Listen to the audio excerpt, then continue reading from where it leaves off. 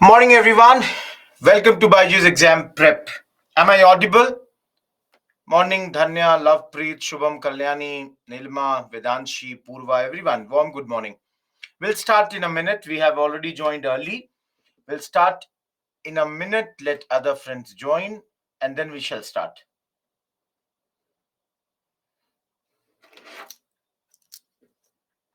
Good morning, Komal. Morning, Panela.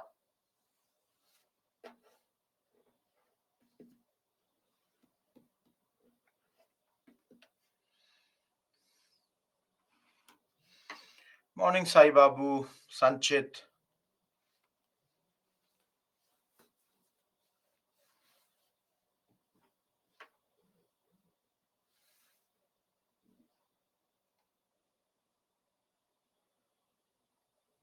How was my breakfast? Very, very light, so that there is energy for the whole class. Morning, Krishna. You were not there yesterday, I think. Morning, Kushi, Priyanka.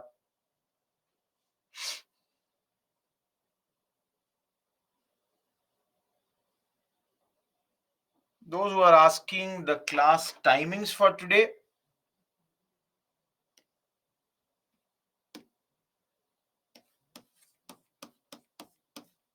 10 to 1 p.m., 1 to 2 break, 2 to 5 p.m. again class, 5 to 5:30 break, and then 5:30 till 8 class.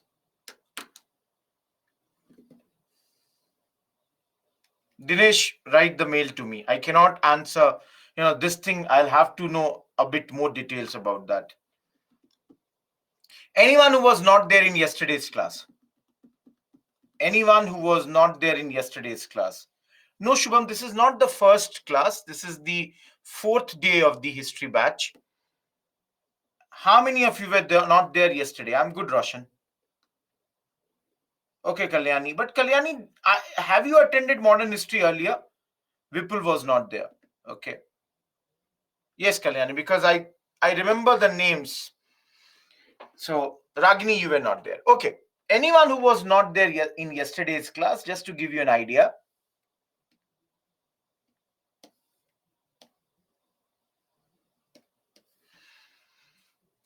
those who were not there in yesterday's class, we have yesterday done Sikh, then Sindh, drain of wealth, deindustrialization,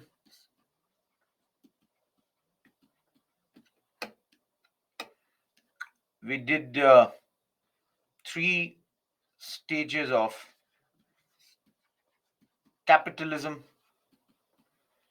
and we started the revenue collection methods. And yesterday we did permanent settlement, and more or less Ryotwari was done by us. So, okay, Sanjeevi, good. Those who have gone through the PPT, I'm just giving you the idea. Yesterday, what all we studied. Am I clear with this, everyone? Zamindari, permanent settlement is Zamindari, Dhanya. Your permanent settlement only is known as your Zamindari system. Everyone, am I crystal clear about this? Okay, who gave me the last call yesterday? Caller, who was the last caller yesterday? Those who are in the class, if you know, we have this calling feature also. So know about that. In the last 10 minutes, I'll open that and you can ask me your queries there also. Ajay was the name Dhawal is saying. Before Ajay, I made one mistake yesterday while giving one answer. So just want to clarify that. In permanent settlement, there is no assessment as such based on quality of the soil. I made one mistake there. I said in yesterday's lecture that there was an assessment done on the basis of quality of soil. That's not the case. By mistake, I had just, because I was teaching Reotwari. In my mind, it was Reotwari was moving, and I gave the answer based on Reotwari. Please, those who were there till the last minute, I made one mistake. I'm rectifying that mistake. Please understand that in Reotwari, based on the assessment of the soil, based on quality and everything, there was the land revenue fixed, but the same was not the case in the permanent settlement. Everyone, am I clear about this? Just making one change in whatever I taught you yesterday. Thank you, everyone. Okay, I'm really sorry for my mistake, but when you are teaching for 7-8 hours, by mistake it happens. I'm really sorry for that. Just see which two brothers example is wrong. Ananya? No, that is correct. No. Only in the last line, last 3-4 minutes, there was one question which I answered wrong. Everything else is correct.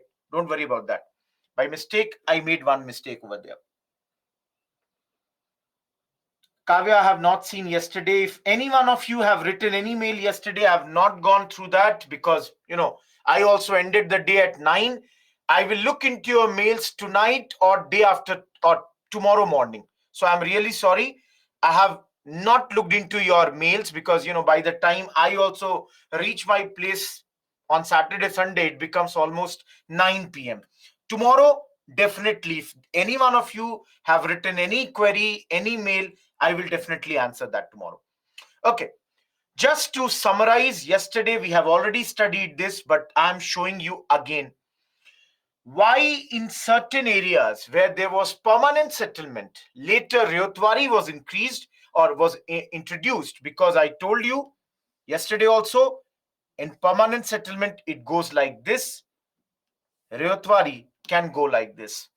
So in permanent settlement, the government's income did not increase, and that was a big problem. Everyone, is point number 1 clear? Why did we go for Ryotwari instead of permanent settlement in many areas? Number 2, do you remember yesterday we said in permanent settlement there were many agrarian revolts? If you all can recall, I told you in permanent settlement you had zamindars, and these zamindars, they would invariably be oppressive. And that's why a lot of times, please recall yesterday's lecture, we saw in permanent settlements there were lots of agrarian revolts. But then that's the reason that permanent settlement was not brought in South India. Am I clear with the second point? Similarly, yesterday only I told you, again I'm repeating this for those who were not there, I'm repeating this. Number 3, I told you that in areas like Bihar, Bengal, the Mughal power was very strong. That's why they were easily, this zamindar thing could be found out by the Britishers. Britishers could see that there were zamindars already there in these areas. But in areas like Madras, Bombay, Assam, it was slightly hard for the Britishers. That's why in these areas, government took it on its own to collect revenue from the farmers. Third point, as I told you yesterday only, in Ryotwari, there will not be any middleman called Zamindar. So that's good for the peasants, because peasants would have some money in their hands. And if the peasants have money in their hands, ultimately they will buy what? They will buy British products. So that was one thing which would invariably help British only. And that is why in this settlement, that is Ryotwari, it was directly done with the peasants. Government was dealing with them. Please understand, this slide was done yesterday only. Still, any one of you having any query in 1, 2, 3, 4, 20, 30 years, Dinesh, Anyone, any query in 1, 2, 3, 4?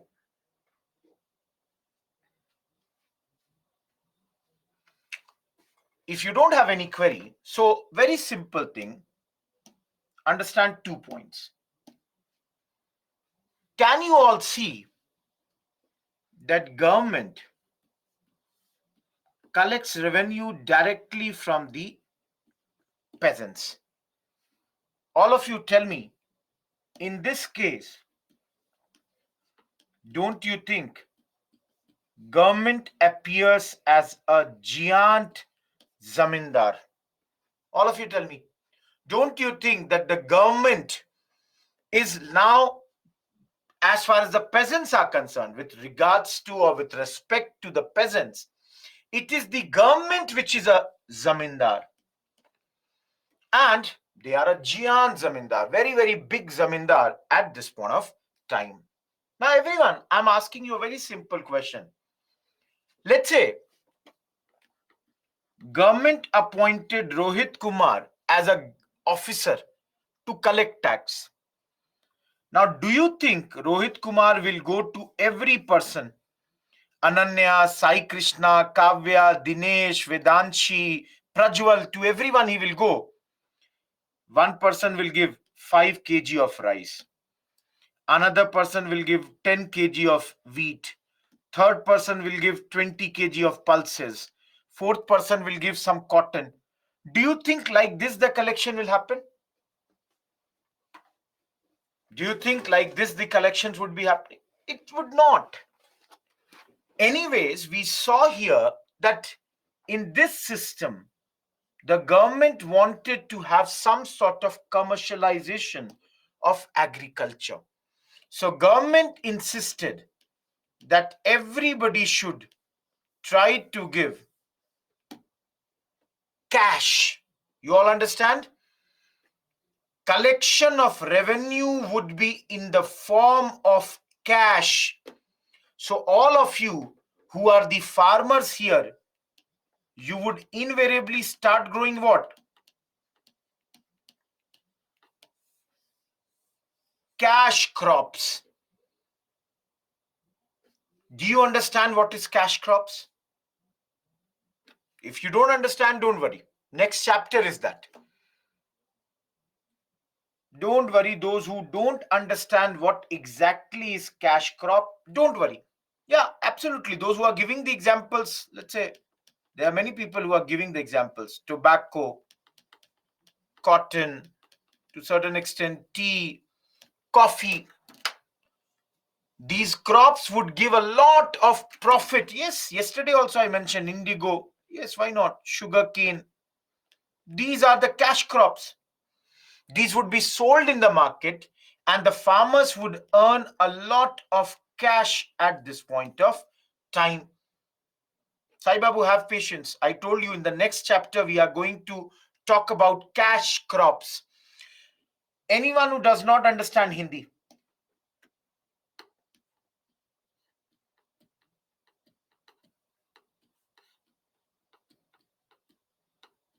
don't worry. In Hindi, cash crops means nagdi fasal. Nagdi. This is for Hindi, those who are not understanding. Nagad. You all understand a cash. Cash is what? Money. Nagad is money in Hindi. So money crops, these crops, they give a lot of money. They will be sold in the market.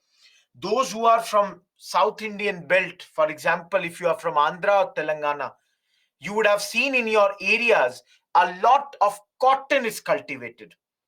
You go to other areas, spices are grown, tobacco is grown. The things that I've mentioned, these all give a lot of money. Don't worry, next chapter only, subsistence style agriculture and all this, will be taught. I'll be teaching that thing. Last thing, what I was saying yesterday, I should have said now. In Ryotwari,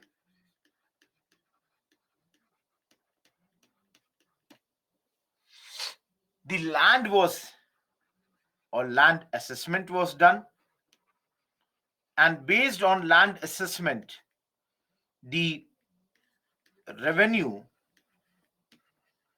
was decided.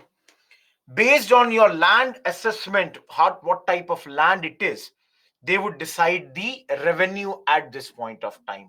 Now, everyone, all crops will give cash to peasants, right? No. The thing is, there are certain crops that are termed Sai Krishna as food crops. So mostly wheat, rice, they go in the food crop segment. This cotton and all, these are the products which in those days were used or were to be used in the industrial revolution. So these crops got the name of your cash crops. So please understand here,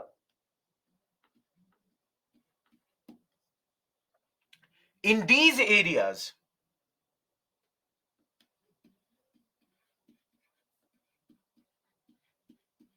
when cash crops were grown, just one thing I'm asking, how many of you are from farmer background?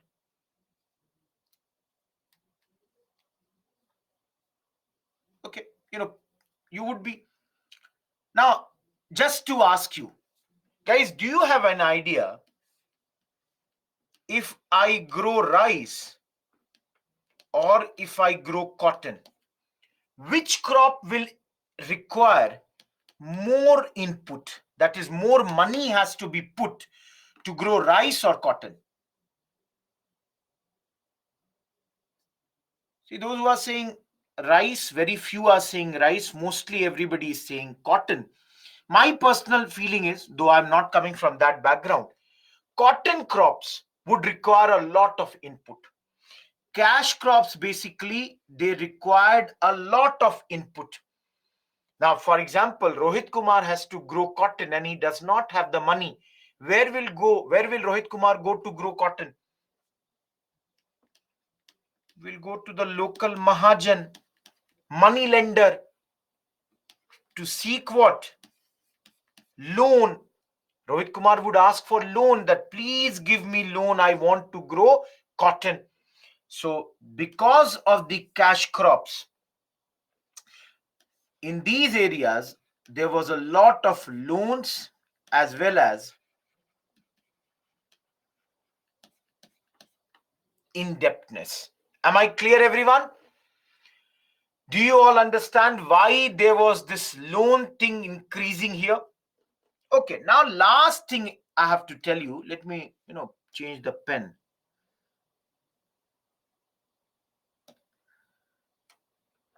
Everyone, see here. Government directly dealing with peasant. Now, those who were there in yesterday's class, Rohit Kumar lost his job because of deindustrialization. Yesterday we studied. So Rohit Kumar will go where? Back to his village. Everybody, do you see this? I'm going back to my village. Yesterday I gave you an example that Rohit Kumar will start working with his brother in his field. But if you all remember, what did I say? That land is inadequate for two brothers. So what is that called? No, stagnation. No, before stagnation. What is that form of work called? Yes, Prajwal has given the correct answer. Disguised unemployment. Rohit Kumar does not have enough land. Now you all tell me. Let's say Lovepreet is the zamindar, is the big peasant of a village. So don't you think Rohit Kumar can even go to this big peasant and ask him that, sir, please give some land of yours and I will work on that land. So guys, do you see here that the textile weavers who lost their jobs, they started to work as a tenant farmer for these rich peasants. Can you all see this? In most or in many of the villages, people say 2 by 3rd of the land was this way given to these tenant farmers. I'm not saying Rayotwari has totally become zamindari, but can you all see that because of this, to certain extent, this rich peasant is what? A zamindar. And this tenant farmer is a small time farmer or peasant working for him. Everyone, do you understand this point? Anyone, any doubt with regards to this? See, some places this will also start. See, every system do get some corruption. There would be some corruption, and that's the thing. Rayotwari also some corruption in this form. Corruption here, I'm not saying exactly in the sense of money. I'm saying that the system got distorted at this point of time. The rich peasants, they started to act as Jian Zamindar. Already the government was a Jian Zamindar, but now these rich peasants also are doing the same. One point I'm not explaining right now, I'll explain that later. Don't worry about this. No, Dinesh, I told you, na, yesterday only we studied. Your your Rayotwari was there in Madras, Assam, Bombay. These areas they were working at this point of time. Lastly, they were, on paper, government used to say that they will give you revenue if there is anything like famine, but later they would not do. Ananta, you have come late in the class by any chance, because I explained that at the very beginning. Are you there from point zero? I have explained that only in the beginning. You can see here, at this point of time, what is happening is that government says if there is any problem, if there is any famine, we will help you out. But you will see, even when there is a famine, even when there is a drought, the government would expect you to pay. And if you don't pay, please remember, you would be evicted from your land. If you pay the tax, no problem. If you don't pay the tax, you would be evicted from the land.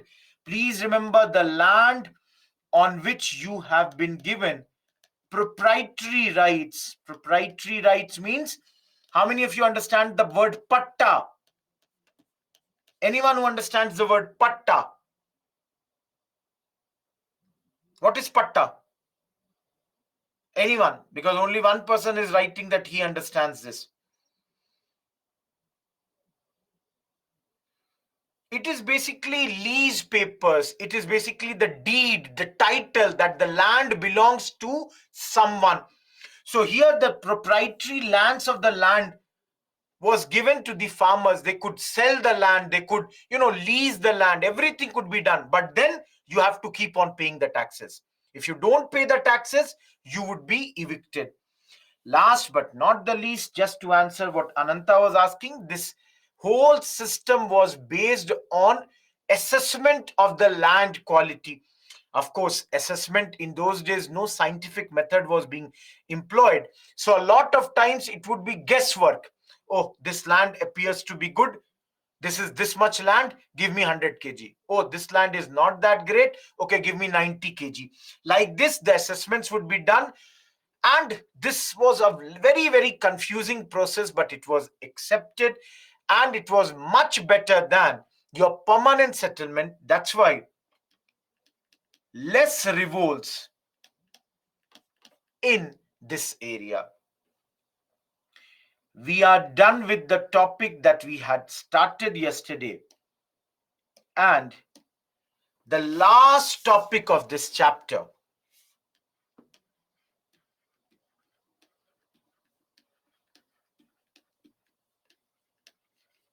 Mehalwari system. Please remember, yesterday only we had done the Ryotwari. The only 2-3 points that were pending have been done right now.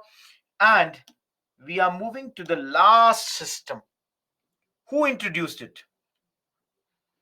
Please understand, Mahalwari was introduced by a person named Holt Mackenzie. But later, William Bentinck. Heard the name of William Bentinck? Everyone?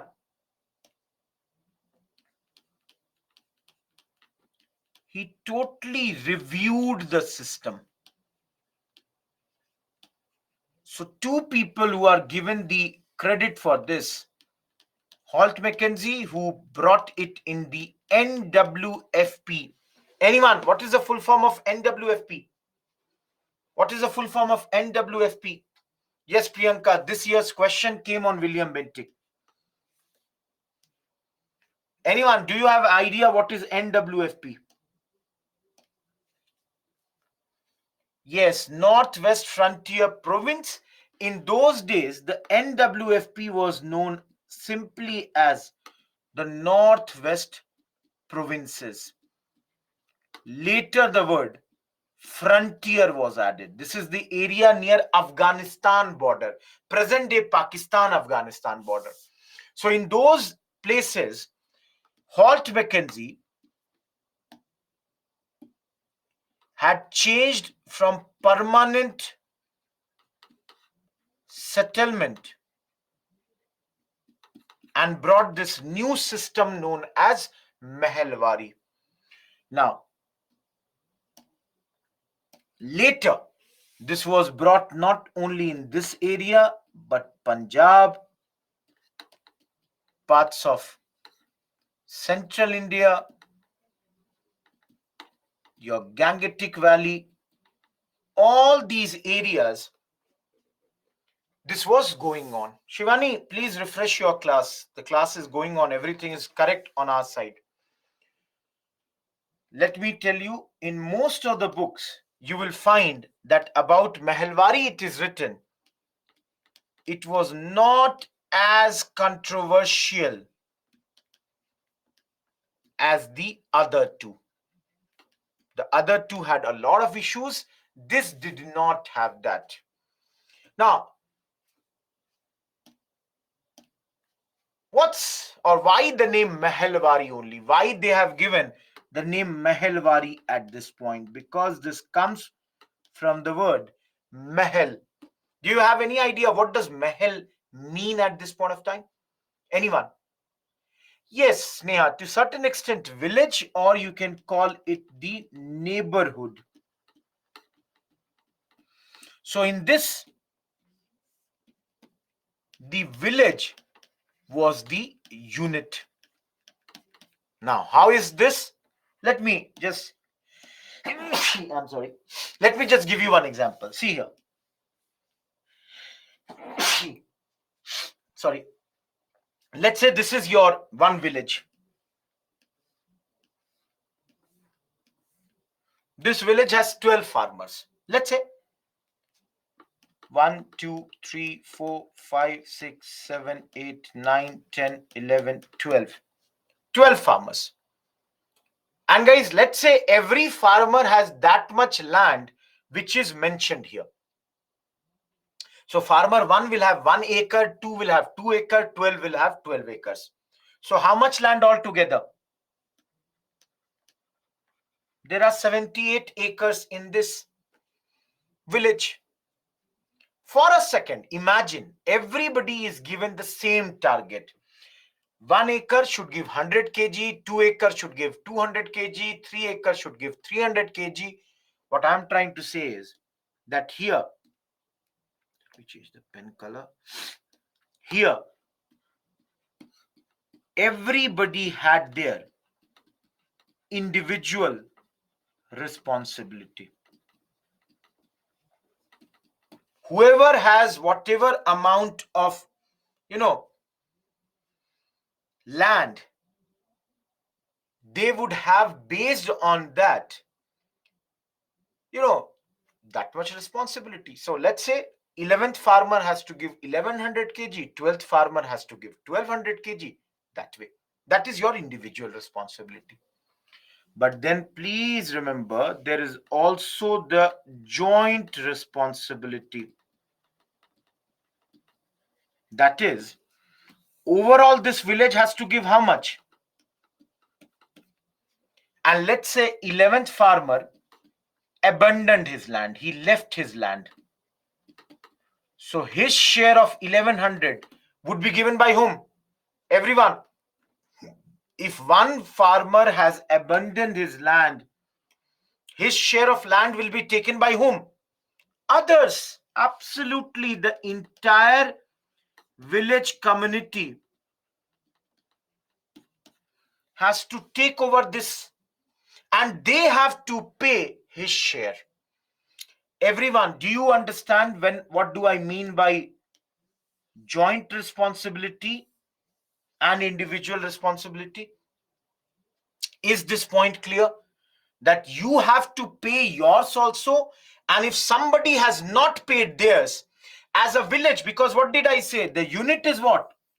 Village. At the village level, the farmer, this Britishers would calculate, okay, this village has given their share, oh, that village has not given their share. Last thing, who will collect here? Anyone? Who will collect the revenue? Who will collect here?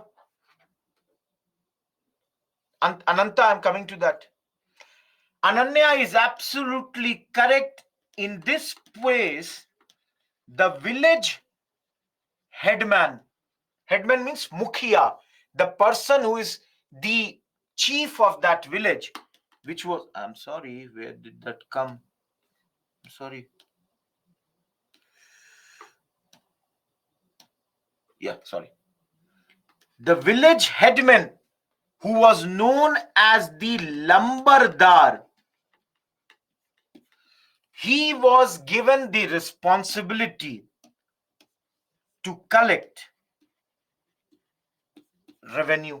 Please remember the term Lambardar. Please mark it, remember it. Very, very important. Now, everyone, just I'm asking you a simple question.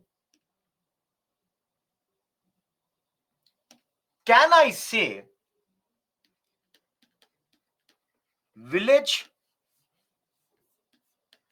the collection is done by Lambardar and he hands it over to the government?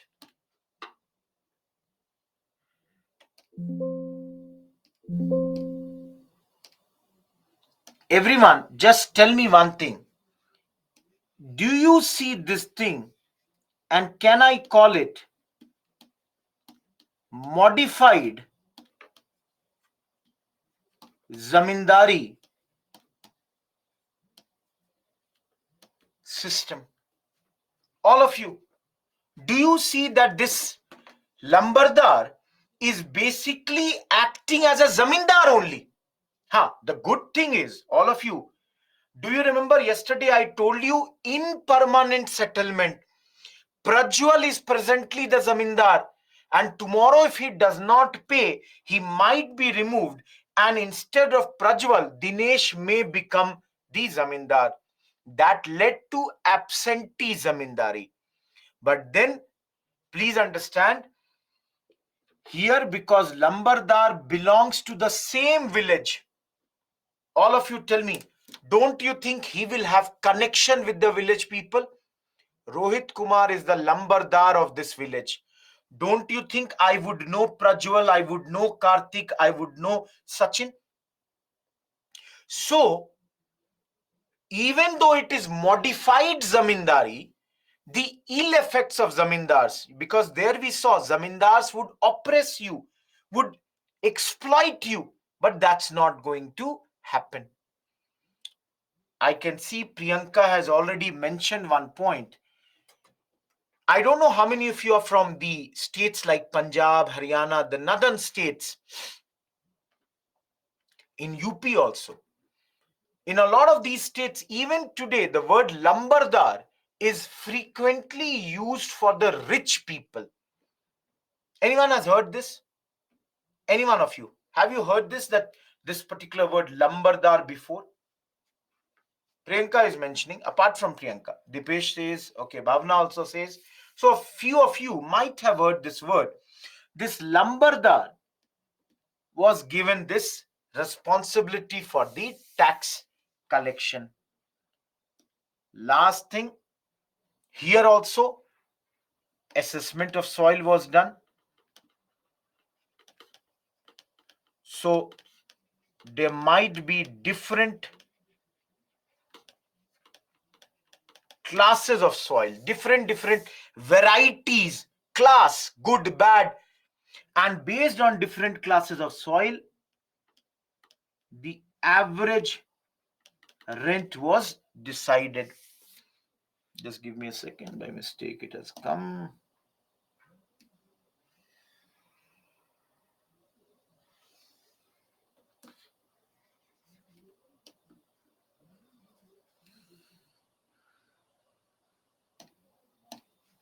Am I clear? So this was also done. Again, settlement would be usually agreed for 30 years, and British periodically they would revise the tax rates, because see, the mistake that they did in permanent settlement, they are not going to repeat that everywhere. So in permanent settlement, it was permanently fixed. Here they were not going to do that. They have fixed it for 30 years, and it can be periodically revised.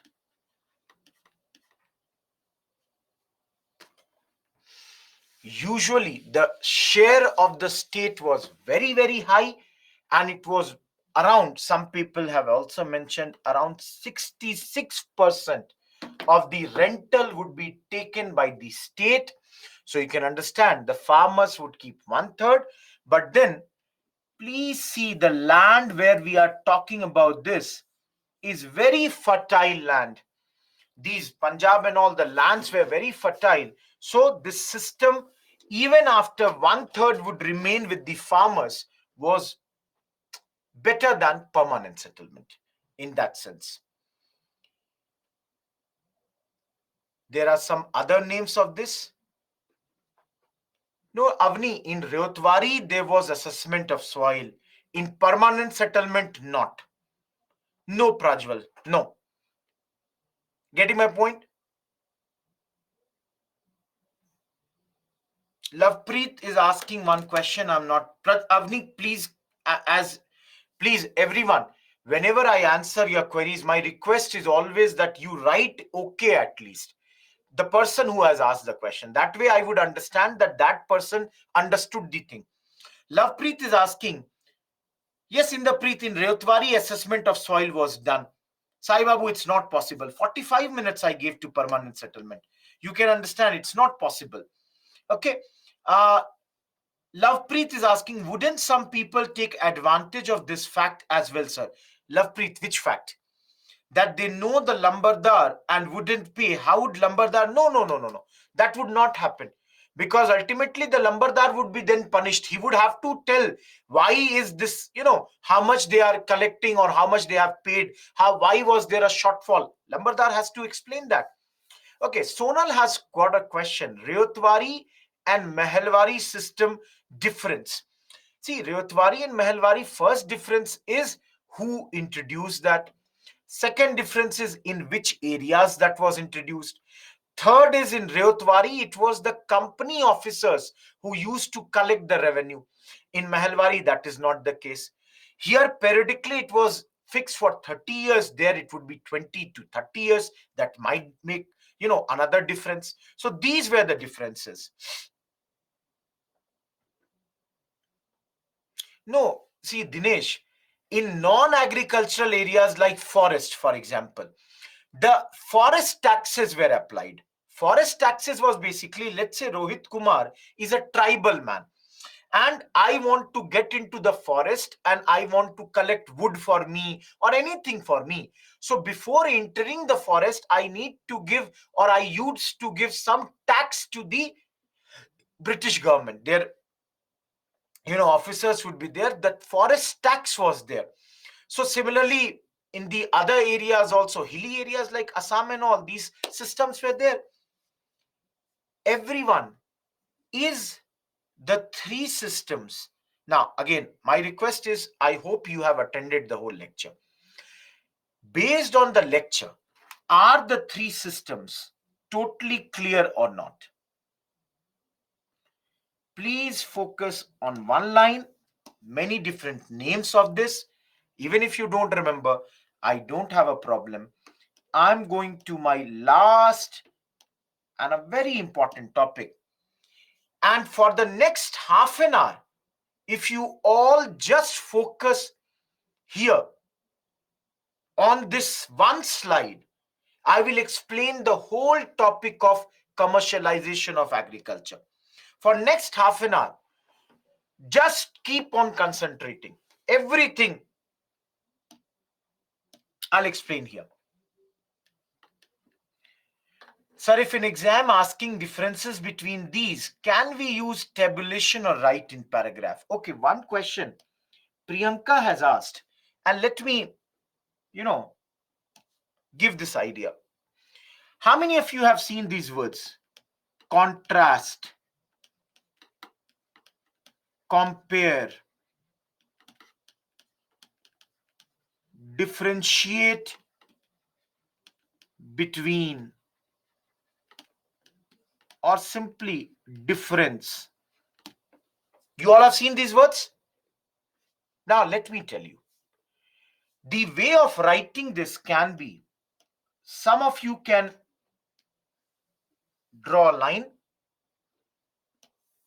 Let's say the question is, what should I take right now? Okay, let's take the difference is between permanent settlement and Mehalwari, or let's take Rayatwari.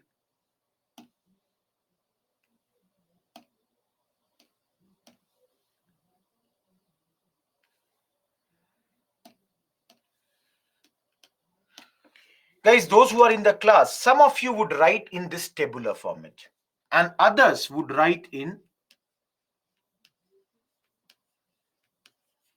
paragraph. All of you, a simple poll I'm conducting right now. The poll has only two options.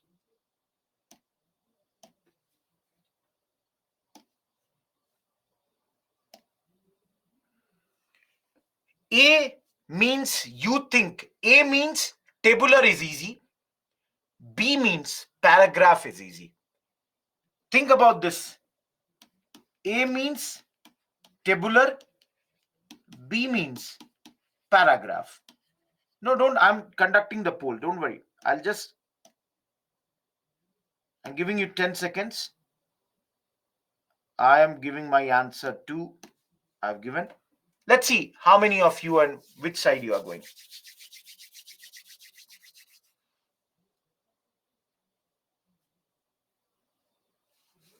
83% people say tabular is easy. 17% people said paragraph is easy. And which side is Rohit Kumar? Rohit Kumar also says paragraph is easy. I'll tell you, for 1 minute, I'll just move away from this. See, in tabular, the problem is what you are writing here, exact opposite has to be written on the other side. If you don't write the exact opposite, your point will become meaningless. How many of you accept this? You will have to write whatever you are writing on the left, exact opposite or similar point has to be written on the right hand side. In paragraph, I wrote something here, Maybe I did not remember the exact opposite of that, and I changed the point also, though it is not good, but that doesn't clearly visible. That's not clearly visible over there. Am I clear? My personal thinking is that when you are writing in tabular, my first student, I'm talking about 2014, my first student whom I taught a whole batch, he's now an IRS officer in UP government. It means UP cadre, he is there. He cleared and he would try to write most of the answers in this way. One of the reasons of writing the answers this way, the points are very clearly visible. I'm not saying everybody should do this, but I will show you one question and I will show you one answer written in this format. Don't worry about that. That is my promise. I'll do that for you people. For the time being, everyone, are you clear with this? Such keywords, when they come, such we call it task word or the keyword. Please write it like this. Later, I will again explain this once again. Next week's class, extremist phase, when I'm teaching you. Everyone, am I clear till here? Now, for next half an hour, my request, please focus.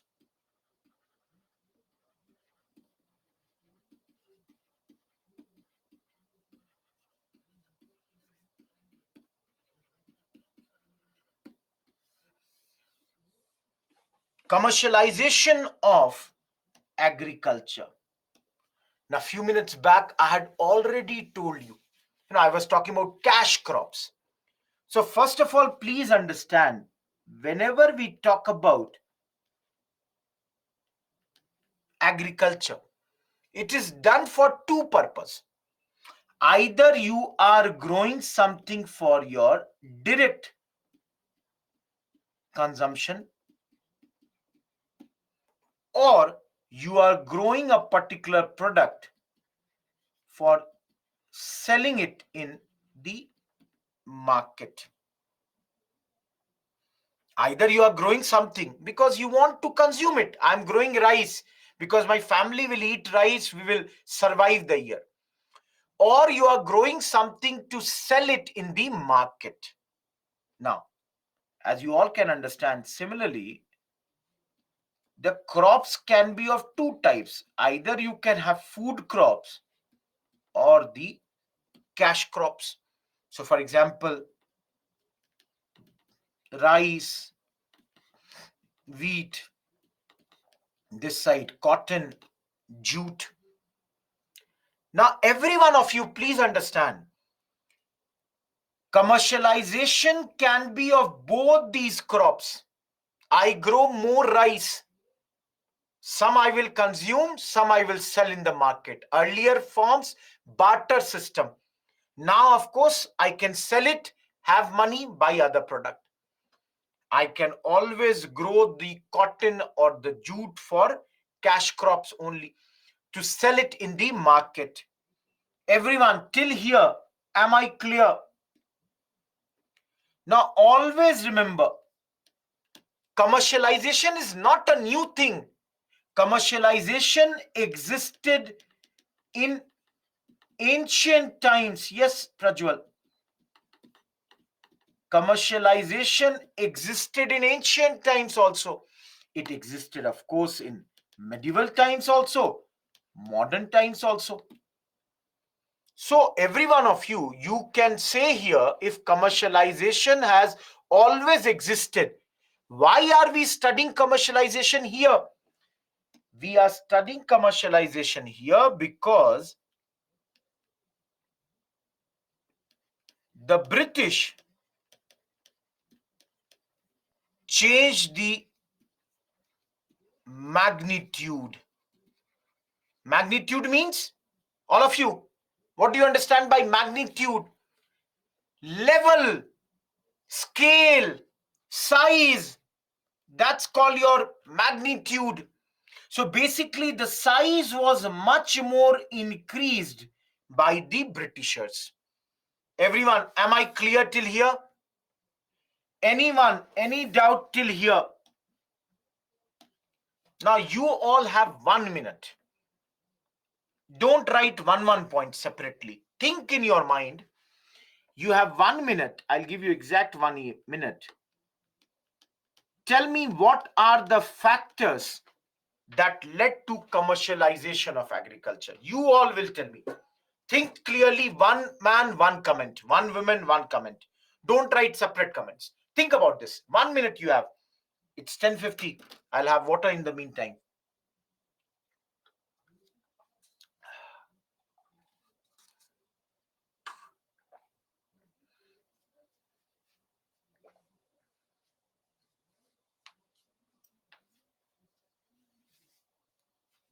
I gave you 1 minute. Please utilize your 1 minute. Give me one comment. Aarti, what are the factors that led to commercialization of agriculture?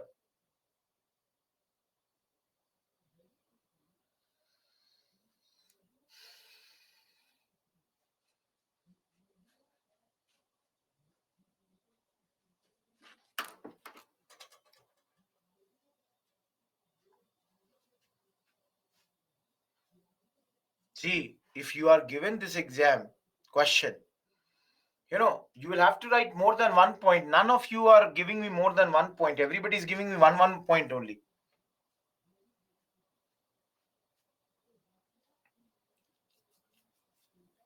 Okay.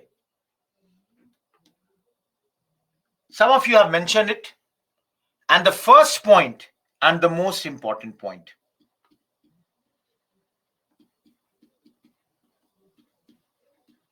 Industrial revolution. How many of you agree with this? How many of you agree that yes, industrial revolution was the chief factor that led to this magnitude going up? Why? Because you all yesterday only I told you they require raw materials like cotton to give it blue color, indigo, of course, jute, tea, sugar. So all these would be what?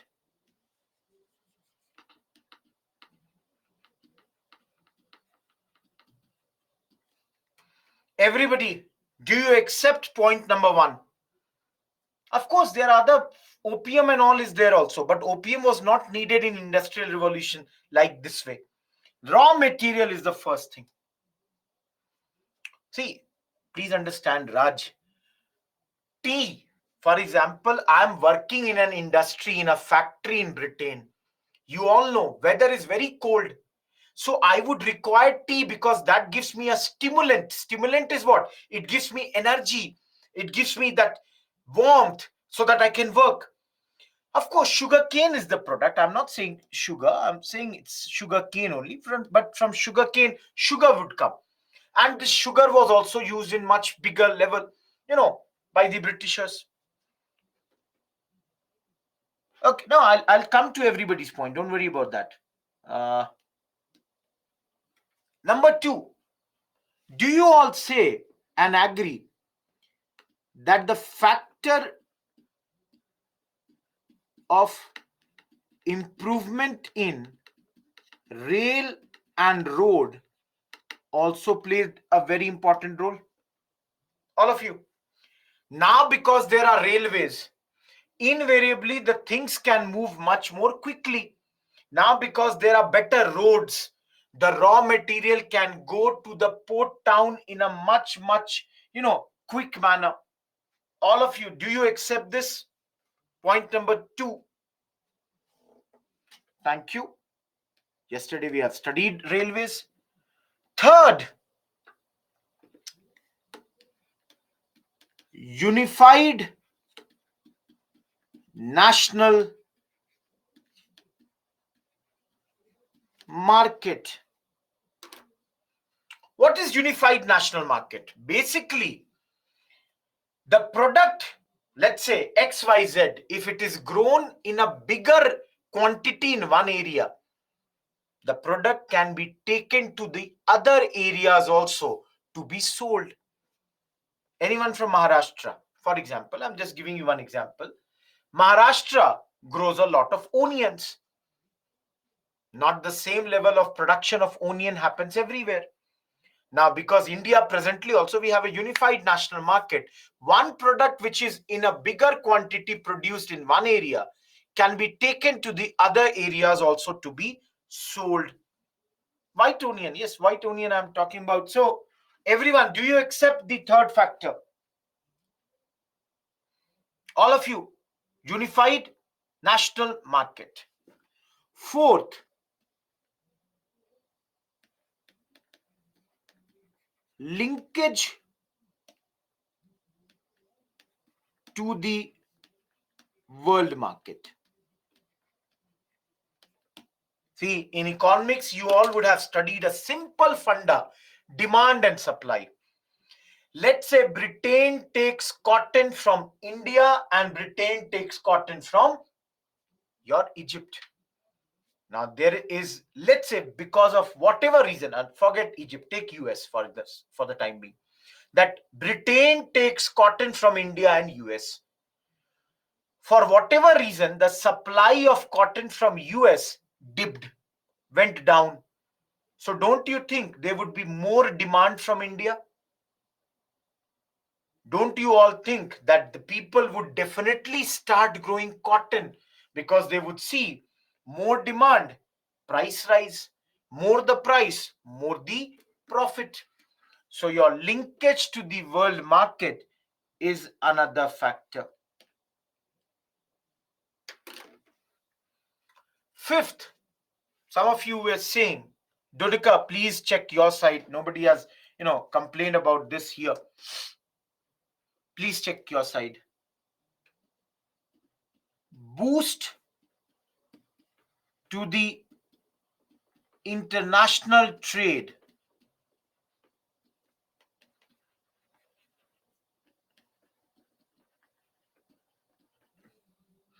And this boost is given because of the factor given by British finance. There is a lot of money, and that's why also a lot of commercialization is happening. For example, let's say I have got a lot of money, so I am invariably going to India.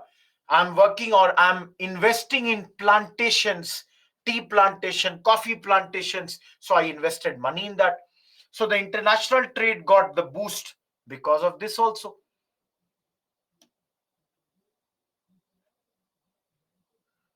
Okay. Arya says improvement in the living standard. That is because, again, British finance is there. So invariably, more money. So improvement in living standard happened. So with the improvement in living standard, I want in the morning coffee, I want in the evening tea, I want to wear a particular type of cloth only. So that was there, no doubt about that. 4 and 5 are not same exactly. Okay, any other point that you think? No. Commercialization of agriculture was there. Of course, the revenue collection system like Rayotwari, that was also one of the factor. So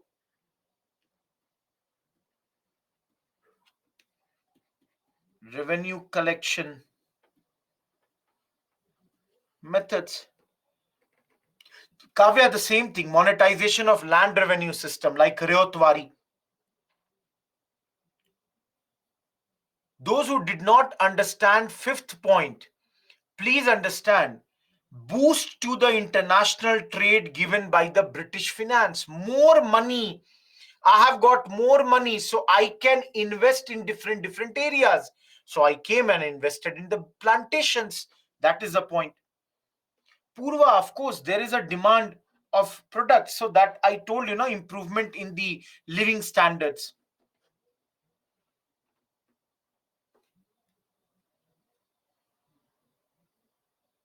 Yes, Kalyani. Anyone, any other point that you would like to include here?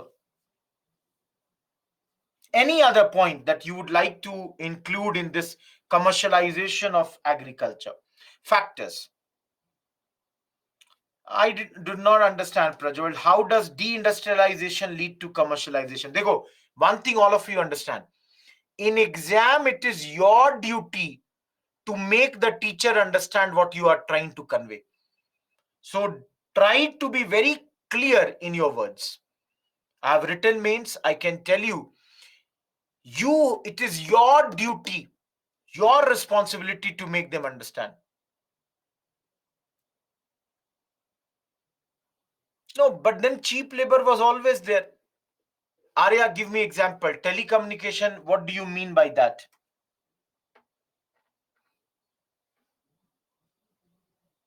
Priyanka, yes, you can say money-based economy is another factor.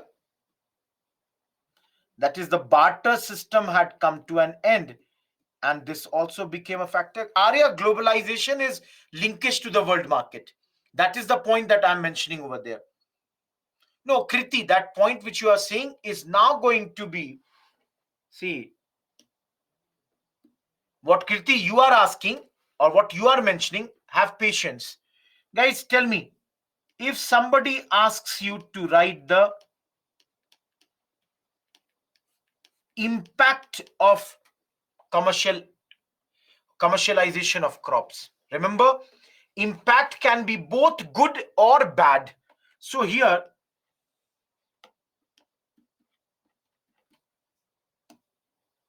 how many of you, let's start with good, or better than good, I'll write the better word, positive. What are the positive impacts of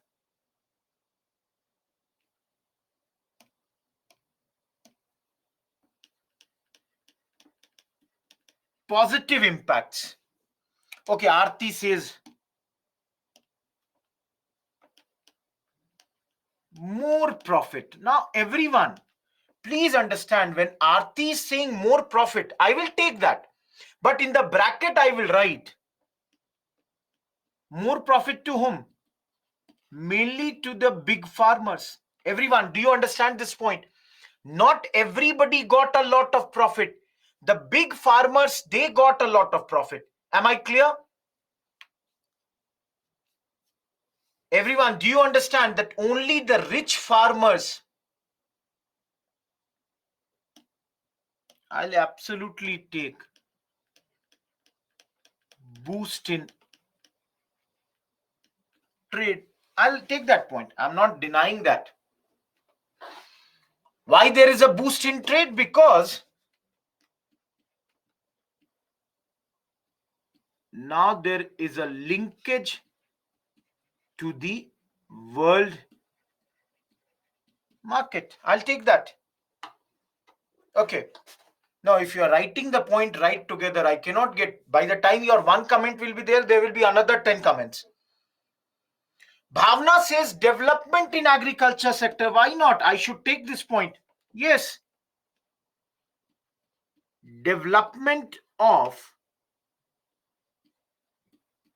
agricultural infrastructure. Now, everyone, please, again, in bracket, to certain extent, I'm not saying, please understand, I'm not saying that our farmers became tech savvy, they all got the best of the tools. No, to some extent, yes, there is a development of agricultural infrastructure. Mansi, I wrote that linkage to the world market. That's the same point which you are saying. Increase in employment for agricultural laborer. Nikhil, how that is happening? Pooja, new crops are introduced. Okay. But then again, most of these crops were already there, Pooja. Don't you think the British did not bring any such crop? They were already there. You give me one example of which new crop did the British bring? Did they bring any new crop? You give me the example, I'll write here. Technology, development of agricultural infrastructure. Sudhanshu, that is my point. Those who are writing employment make me understand how commercial crops gives more employment. You will have to explain me. Anyone, apart from these positives, do you see any other positive?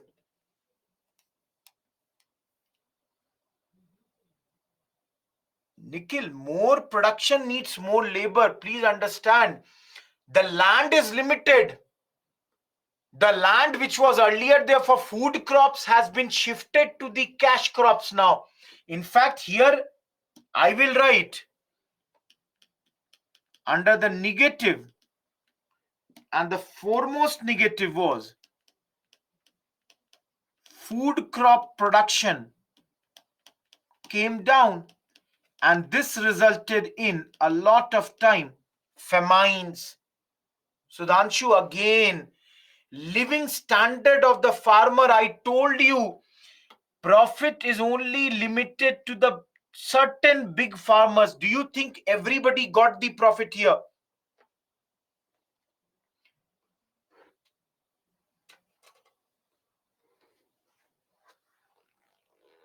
Okay, now come to the negative. Ananya is correct that there is loss of fertility, and she is giving me the example of indigo.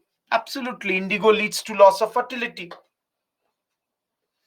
Nikhil has a very good point that there is loan and rural indebtedness. No doubt about that. There is a lot of loan. People are taking loans to grow these crops. I wrote that. Lakhan, I wrote the low production of food crops, which leads to famines. Purva, I did not get this point. How shrinkage of land? How are you saying shrinkage of land? Bhavna, I told you, famine is what? Famine is food shortage. I'm writing that thing. Shilpa, how poverty in lower class? Others thing, you are correct.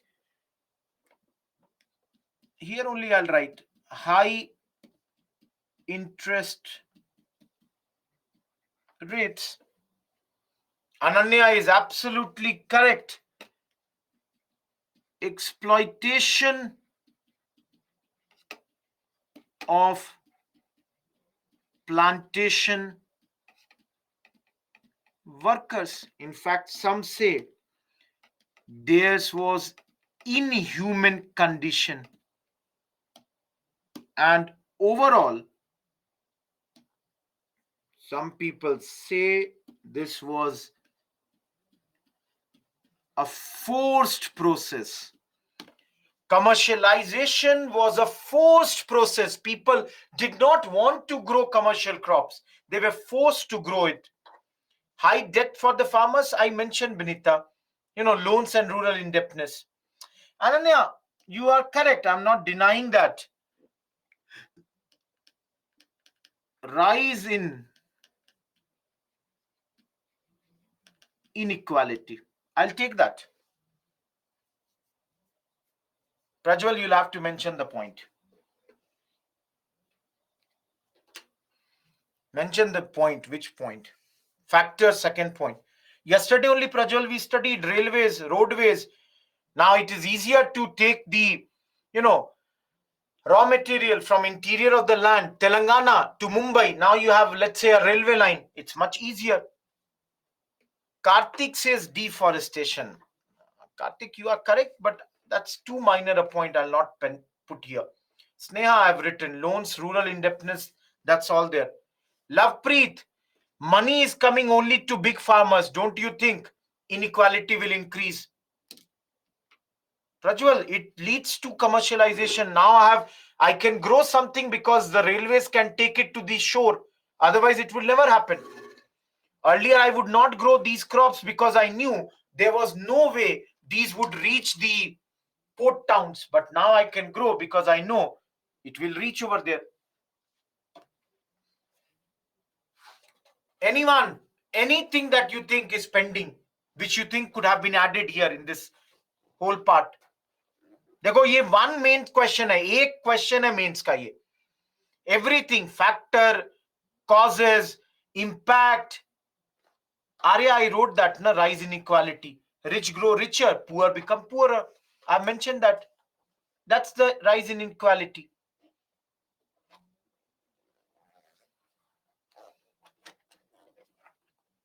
How, Dhaval? Which manufacturing units you are talking? Because this commercialization of agriculture that happened yesterday, we saw there is more deindustrialization. So you'll have very tough to explain this point that you are trying to say. Last thing, see, all of you, please understand, in your paper, in exam, you cannot write like this. There is a reason for that. Let me show you. Just give me a second.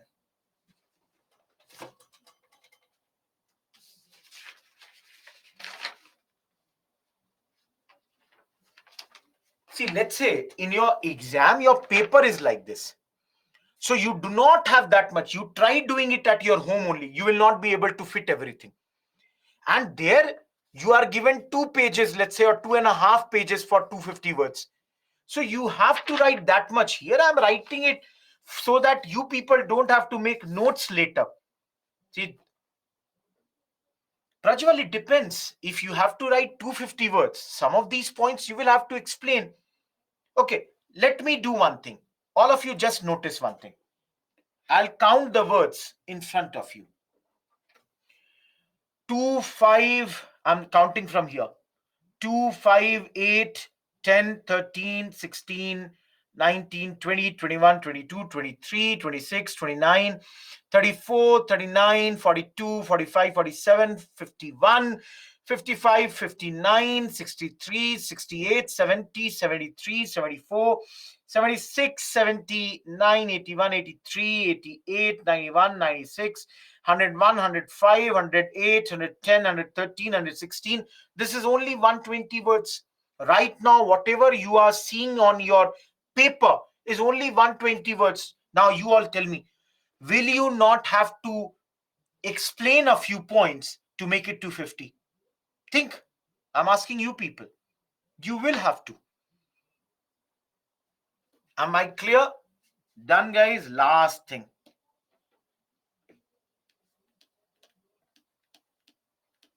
The process of this commercialization of agriculture. Please understand, under this, what used to happen would be,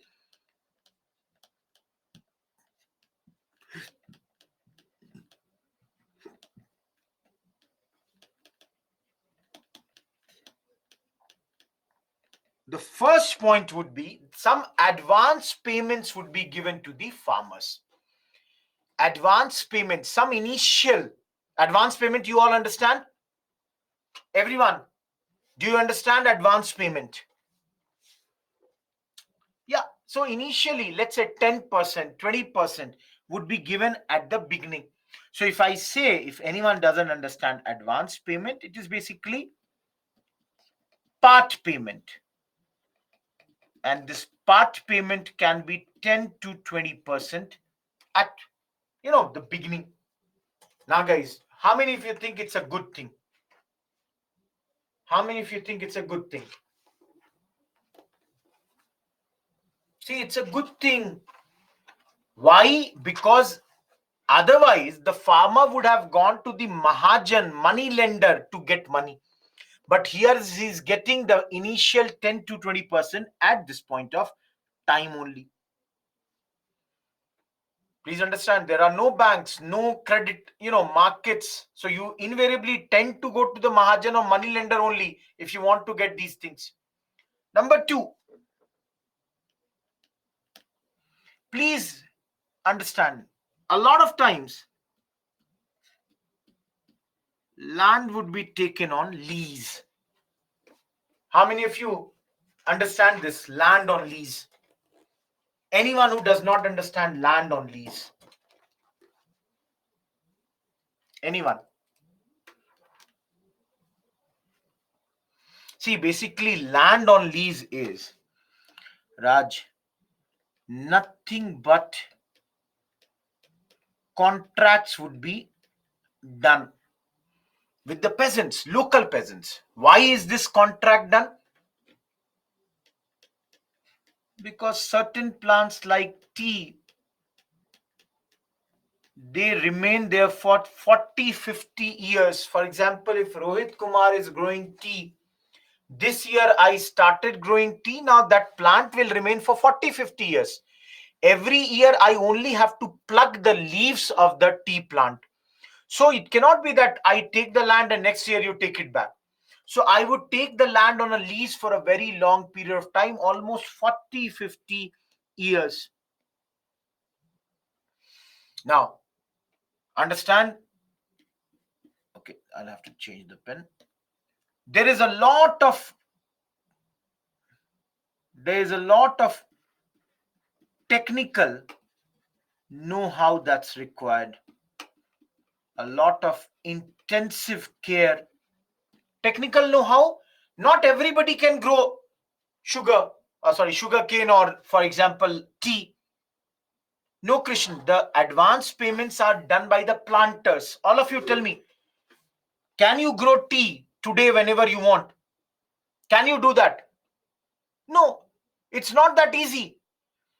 The planters knew how to grow, what soil is required, how much water is required, which mineral has to be given, what type of, things have to be done with regards to the crop. So you require a lot of these things at this point of time. Last but not the least, hire landless laborers. Usually they were paid very less, and as I have said, some people even say their situation was almost inhuman, very, very bad position, because they would be paid very less salary, usually from Bihar, from Orissa, from Bengal. These landless laborers would be taken to your Darjeeling and such areas, and they would be forced to grow these crops. Everyone, those who were there from point zero, is commercialization of agriculture totally clear to you? Everyone.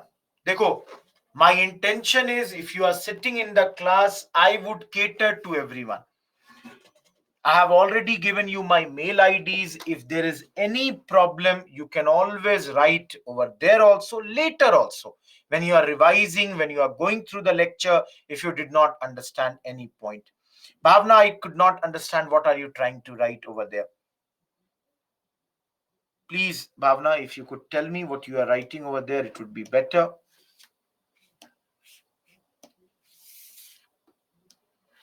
Kirti, third point in the process.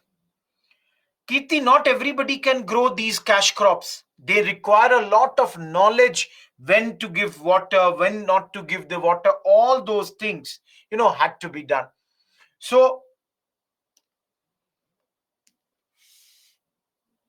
Sai Babu, please understand, I would not have got any mail. I've seen yesterday, if you would have written the mail, then that's another matter. Before that, I'll check this thing, trash and spam also. But I hopefully think I have replied every mail. So you all can understand. I told you, for example, let's say opium. Just giving you one example. Guys, why was this opium grown in India? The reason was that the British found it difficult. I'm sorry.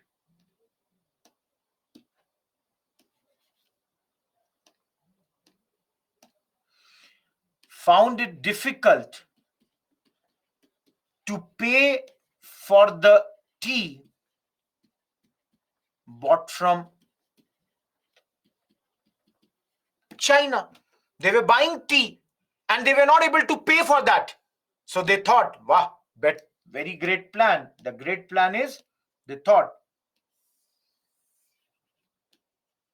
sell opium. Now, all of you, what type of substance is opium? Yesterday also I told you, it's basically a addictive drug. And by selling opium, Britishers started making a lot of profit. Please understand, no, I'm not saying it's only an addictive drug. It is also used as a medicine. In India, we used to grow opium as, to be used in our medicines for a very long period of time. But later, the Britishers started to use it. This was again the idea of which man? Let me write. It is the idea of Warren Hastings. It is Warren Hastings who got this idea that let's, bring something new, fresh sources, some new idea for revenue, some new fresh sources for revenue. And that's why this opium was grown in our country.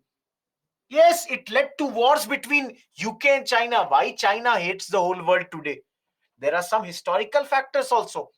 Lot of wrong things happened to them. We did not do anything wrong. Trust me, we were also being exploited by the world at that point, but we don't hate. I think the China hates the world. So guys, this opium, this was to be grown under a contract, and that has to be sold to the government only. That is, sell it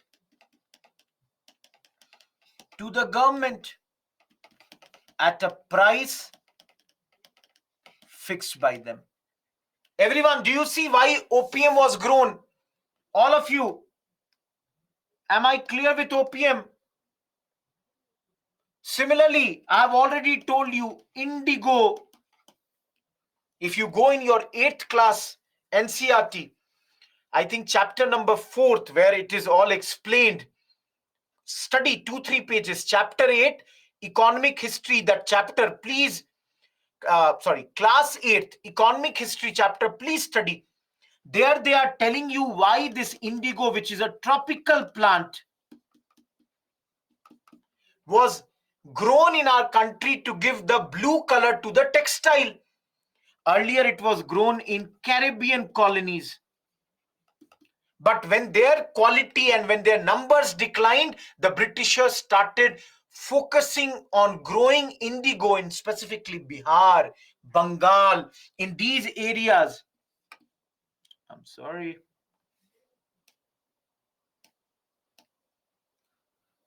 In Bihar, Bengal. And please understand, indigo was grown mainly with two methods, Nij and Rayoti, two systems to grow indigo over there. Please write this if you have not written. This is very important. Nij and Rayoti. Most of this was under Rayoti. But then what was Nij? Planter would do cultivation using his own cattle and plows and would hire landless labor. Then the indigo would be cut and taken to the manufacturing units. But as I said, mostly it was Rayoti. The peasants under this, they cultivated indigo and would sell it to the Britishers at the predetermined rates that they would have fixed. Guys, even today, absolutely you are correct. Even today, indigo is grown in our country in Malwa belt. You will see indigo is, opium is grown in our country, and the government ensures that whatever opium is grown, it should be sold only to the government. It should not go outside. It's very, very clear. Nobody can take that. It is illegal. So under, government gives those fixed plots in this only, and whatever is to be grown, it has to be sold to them. Yes, please understand, later when I'm teaching you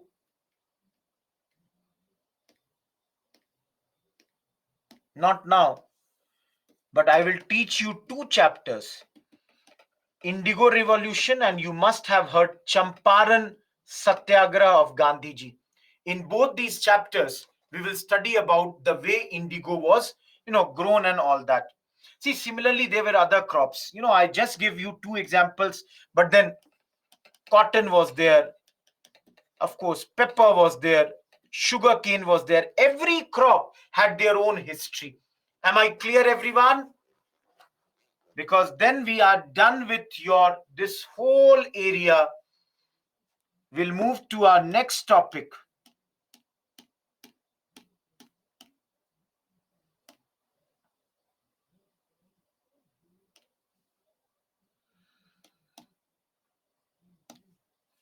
Famine policy. Please mark it less important chapter. Why? Question came in 2022 means. I'll give you a break. Have patience. At least 1 hour 30 minutes you will have to sit. Please understand, I don't think famine will come in our exam, because this year only 2022, I'm not talking about 23, last mains only there was a 10 marker on famine. So in my opinion, famine does not have potential for again another question. Getting my point, everyone? Is this clear?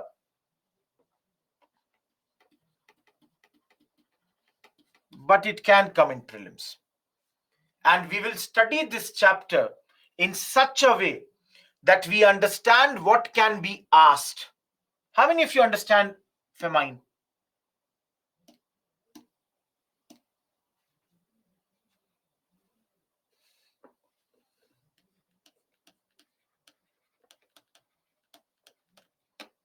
No, it's not exactly drought. Those who understand in Hindi, it is akal. And in famine, there is shortage of food due to natural or man-made reasons. Now, when I'm writing shortage, there is one problem. Shortage can be, last year I got 100, this year I got 90. So the better word here would be acute shortage. Acute shortage. Monique, you will study that in world history, not here in modern. The war between England and China, you will study over there. Guys, do you understand what is famine? Everyone sitting in the class, do you understand what is famine? So your natural reason can be water, that means rainfall is less. What can be man-made? There was a war. This year's UPSC prelims question, there was a question about Somalia. There it is written that because of internal fights that are taking place, there is a huge shortage and famine, and all these words have been used over there. So please understand, is this clear? All of you, what exactly is this famine? Absolutely, Nikhil, you are correct. Nikhil has already mentioned, though I would have taught it later, but I should tell you here only, this famine, I'll have to use this pen only, was one reason our population didn't grow in those days. It is one reason that did not, which did not allow our population to grow in those days. Remember, everybody agrees that the reason for these famines was the colonial economic policies. The British did not do enough to mitigate these famines, to reduce their numbers, to reduce their intensity, to help the Indians, they never ever did enough. And that is one big reason for the so many famines that we see in our country. Not that important, but if you'll see here, different people, different ideas. Some say famines cause poverty, others say poverty causes famine. Different people, of course, different idea here. But you can see Britishers, they say because there are so many famines, that's why we Indians are poor. Whereas we say because you have made us poor, that is causing so many famines in our country. But then there is no denial colonial economic policy has resulted into many famines. Now, when we study this colonial economic policy, we study it under two headings: company rule, crown rule.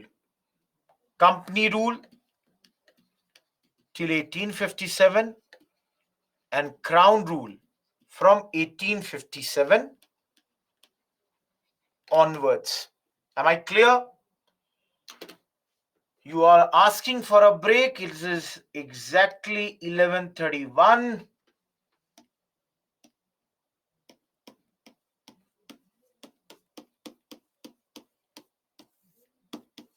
You have a small 10 minutes break. Let's come back and restart this. Am I clear, everyone? After the break, famine and the other chapters we are going to do. Take your break.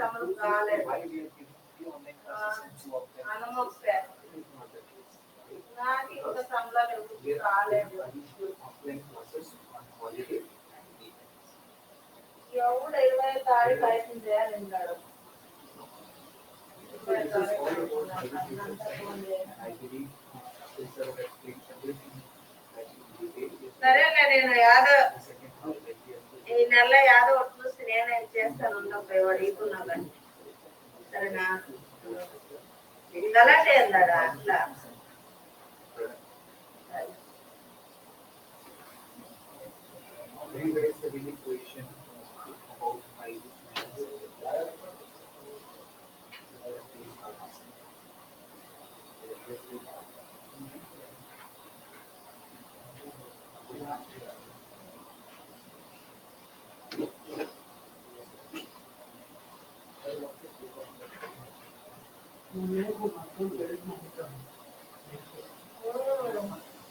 అలా అవసరం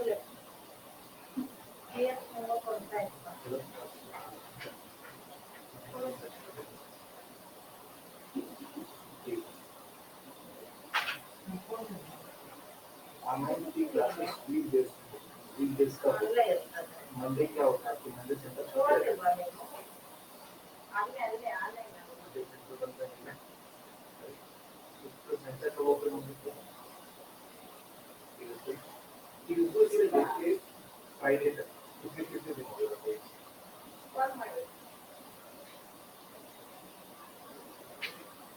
इस 4 दिन में किसी भी 2 दिन बच्चे को और प्रोवाइड करेंगे online classes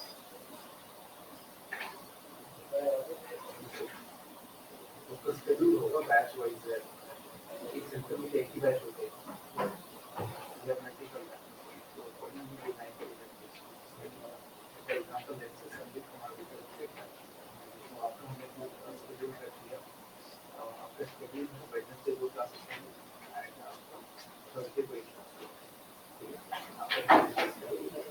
I'm a teacher scheduler, for example, I'm a teacher batch. So we have scheduled Tuesday to classes and Wednesday. So accordingly, every batch is a different schedule.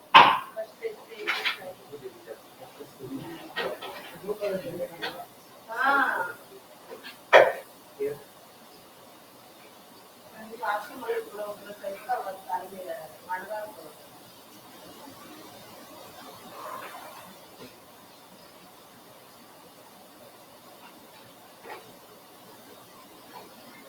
If you have any confusion, I'm sure that this is better.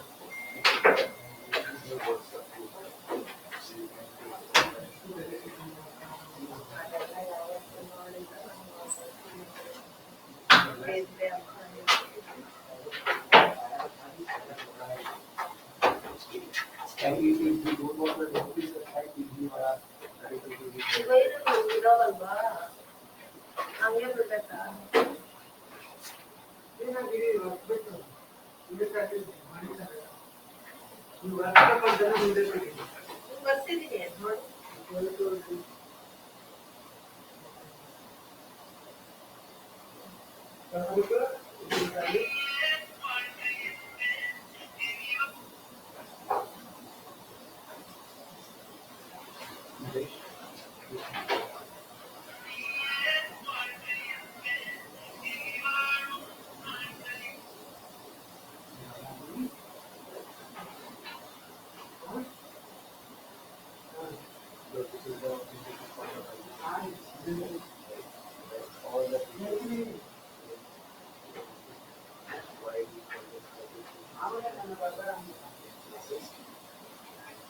what is how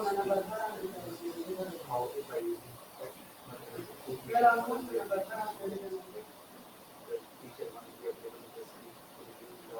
technology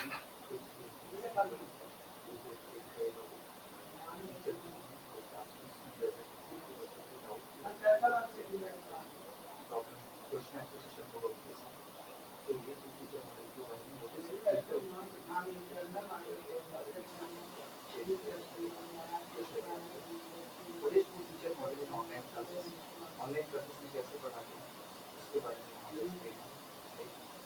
teaching methodology how we are using three different methods or three different Statues complete for a complete pattern of that is pre-class, pre-class, and post-class. In pre-class, what we do, we offer them in pre-class, we'll provide them small video clips for upcoming sessions. The anybody class will go to the various field learning, introduction, software, inside the classes, we offer them online classes and offline classes. And after post classes, after post class, we'll check their class notes for the right. Pre class में क्या होता है यहाँ पे explain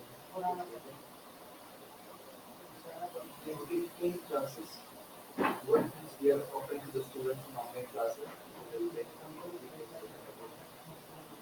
We is a class structure weekly. What is the structure of BPC classes in a week? Like subject will be math and science, duration, and the number of online classes, number of offline classes, particular. The number of additional classes depends on the number of school holidays in a particular week. Right? The number of offline classes will be more than simply dependent on the number of school holidays available on particular classes daily. You can set it as a regular.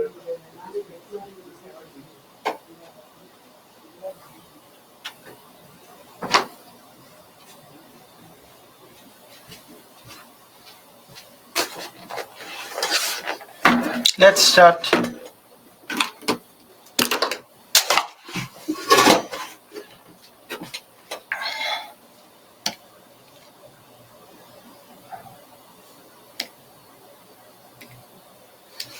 Okay. Am I audible?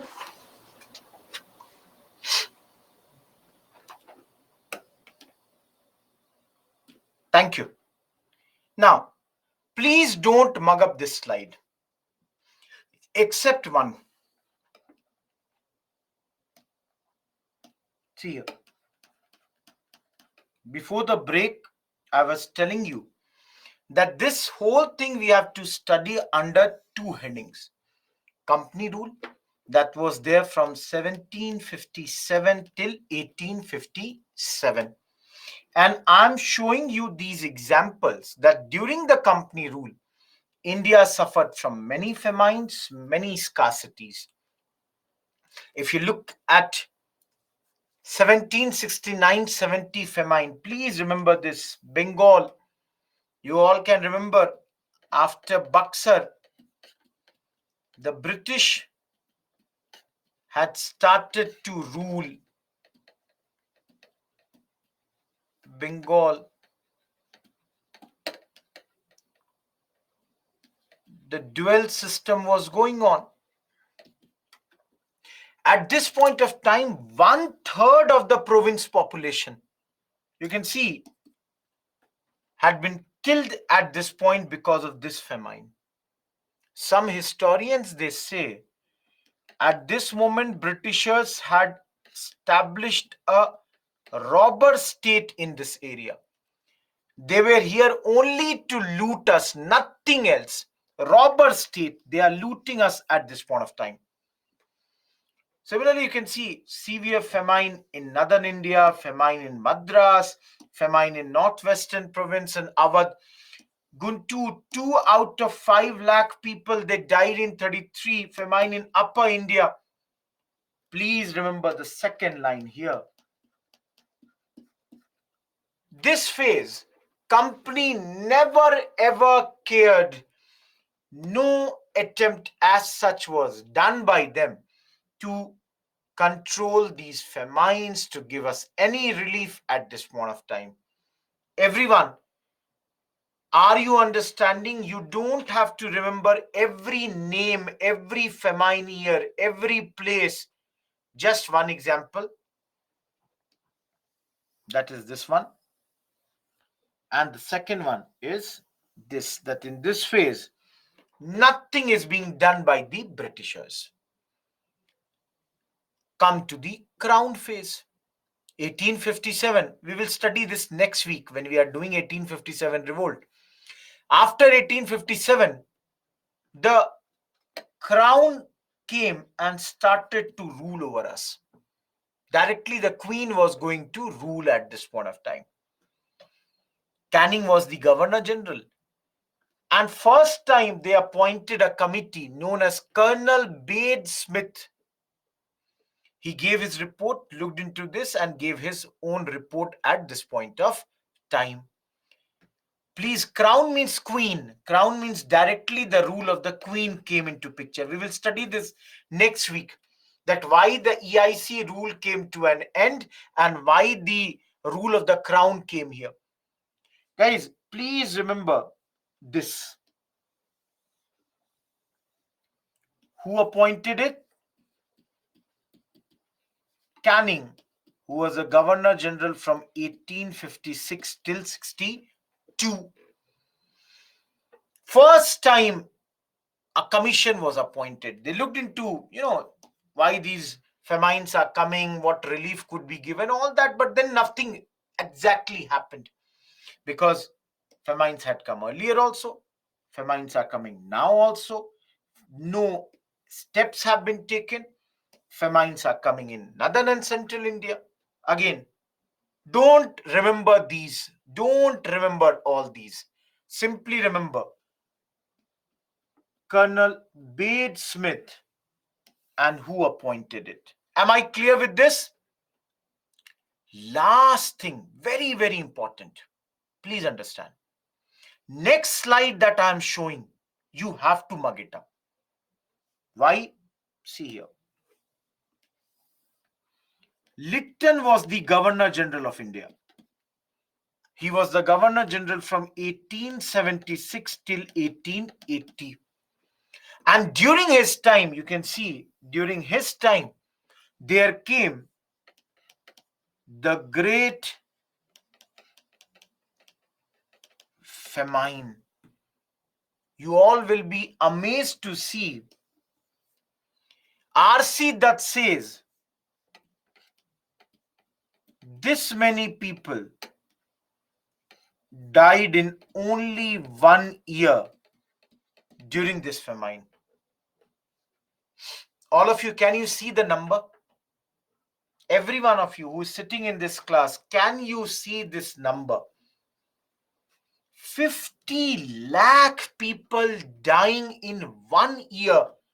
It is huge.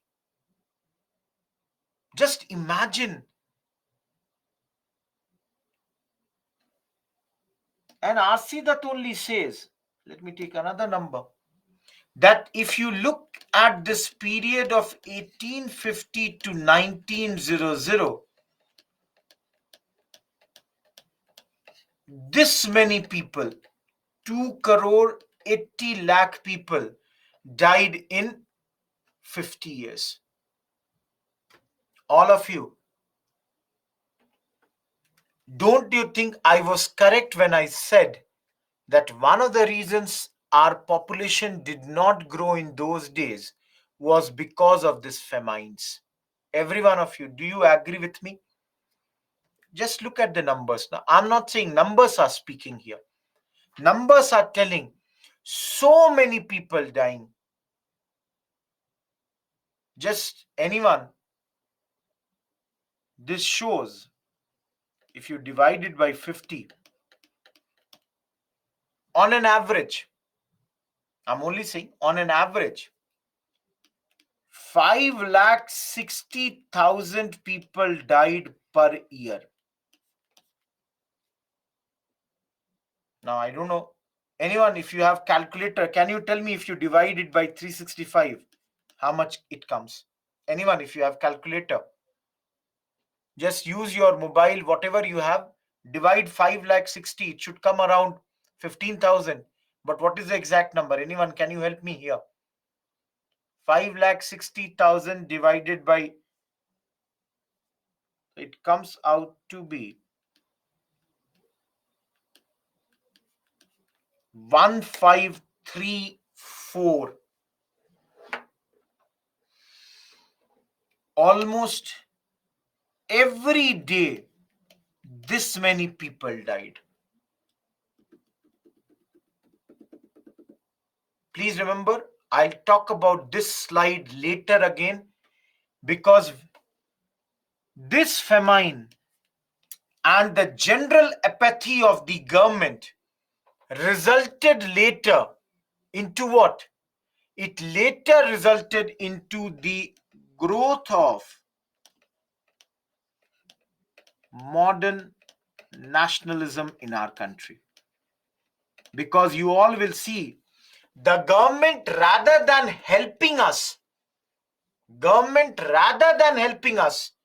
anyone, can you tell me what was government busy in? What was government doing when the Great Famine was going on?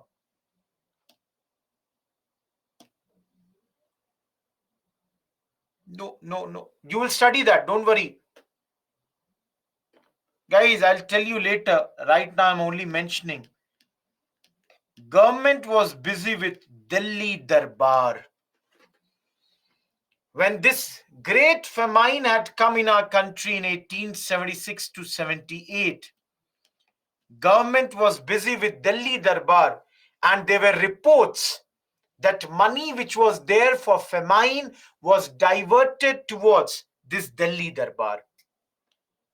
Please, everyone, do focus on this slide. I'm putting 3 stars here. Each one of you. Delhi Darbar, we will study, Dinesh, next week. As I told you, this is the reason for the growth of modern nationalism. So don't worry about this right now. We will study Delhi Darbar. I'm only saying that when people were dying, these people were partying, enjoying, and that led to the growth of modern nationalism. Everyone, am I clear till here? Yeah. The kings were having all the sweets. Kings were having everything when the Indians were not having even a chapati. We were dying, and these people never ever, cared about that. Now, in one slide, let me tell you, government just now you saw had the Colonel Bates Smith report, but very soon they appointed a Strachey commission. Remember,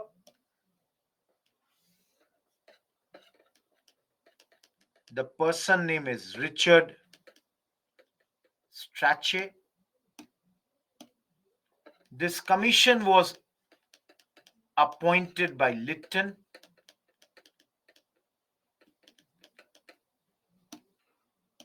I don't have to say, it is a famine commission.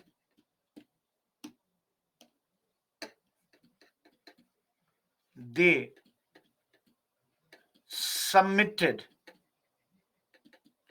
their report to Ripon. Everyone, can you see the prelims question here? One question can be, Strachey commission was related to which of the following? Famine. Who appointed it? Lytton. Whom did they submit their report to? Ripon. Now you all can understand, if this is a commission and if they have submitted their report, there would be many recommendations. Everyone, what do you think? What could be their recommendation? You cannot guess it. Don't try doing that. I'm not trying to waste your time. They suggested that the government must have a famine fund. So basically, rather than write, I should write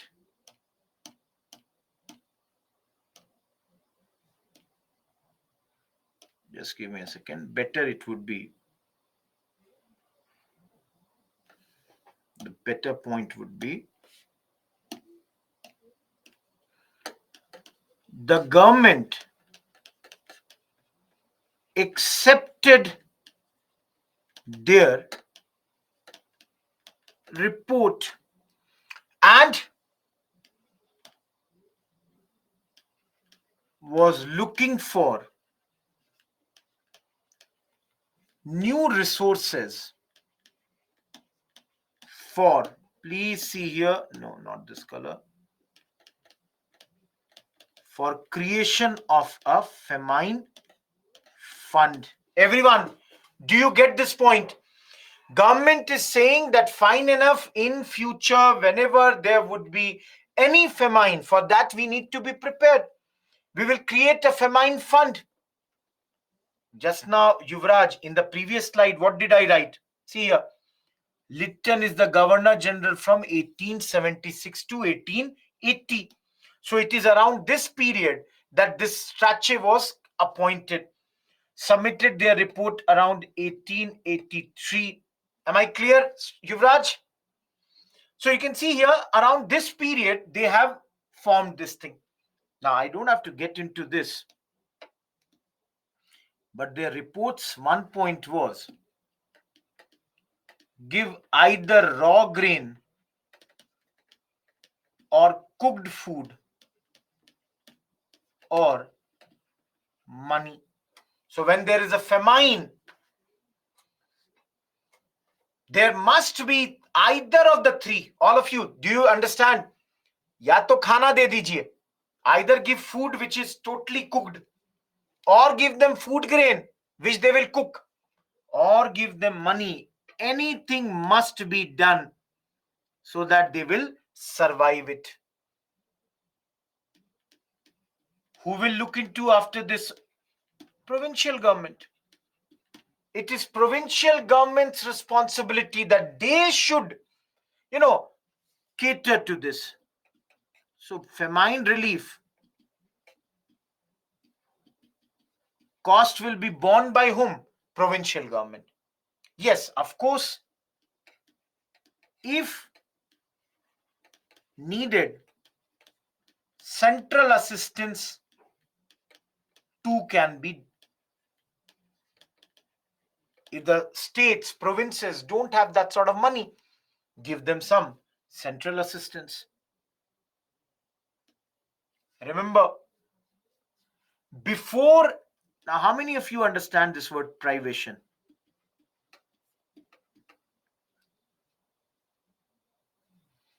Any one of you, do you understand privation?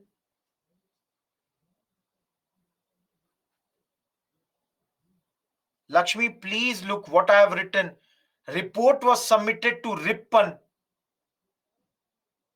Lytton appointed it, but report was submitted to whom? Ripon, 1880 to 84. He is the Governor General. Please look at this, Lakshmi. No. Privation has got nothing to do with private. Privation means they were saying that before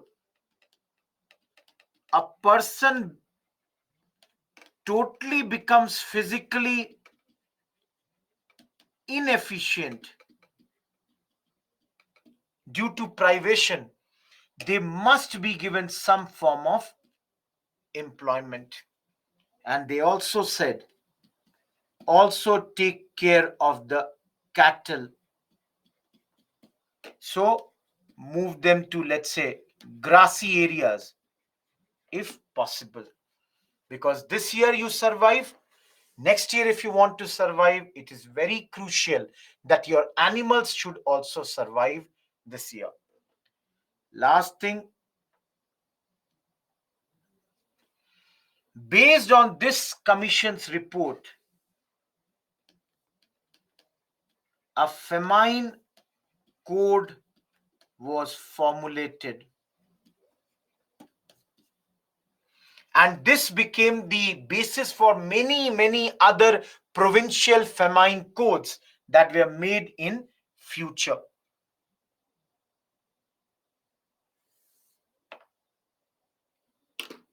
Anyone, any doubt with this?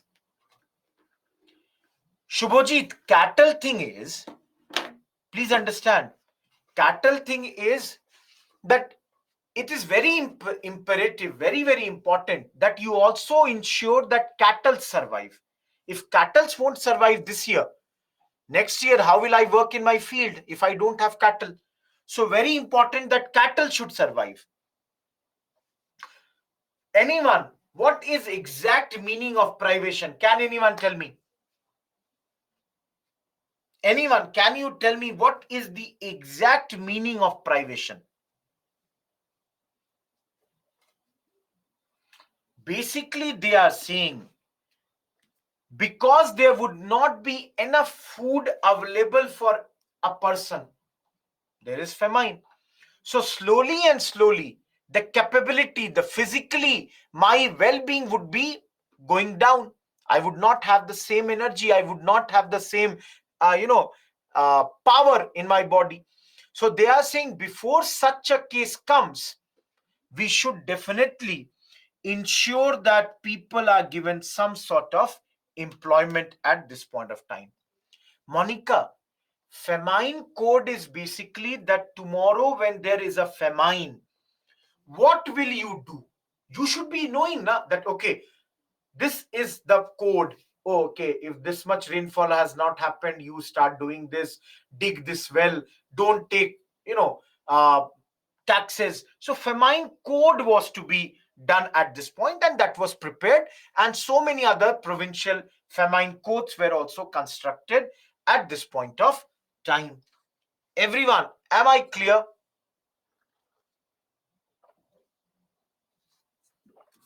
Yes, Neha, but I hope everybody is clear here.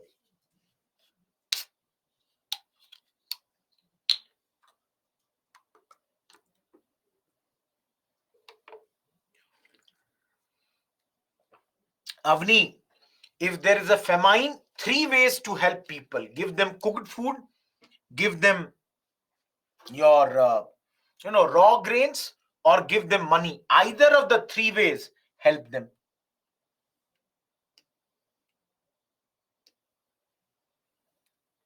In spite of all this, will famines stop? They have given everything. Do you think famines will stop? No. 1896-97, another famine came,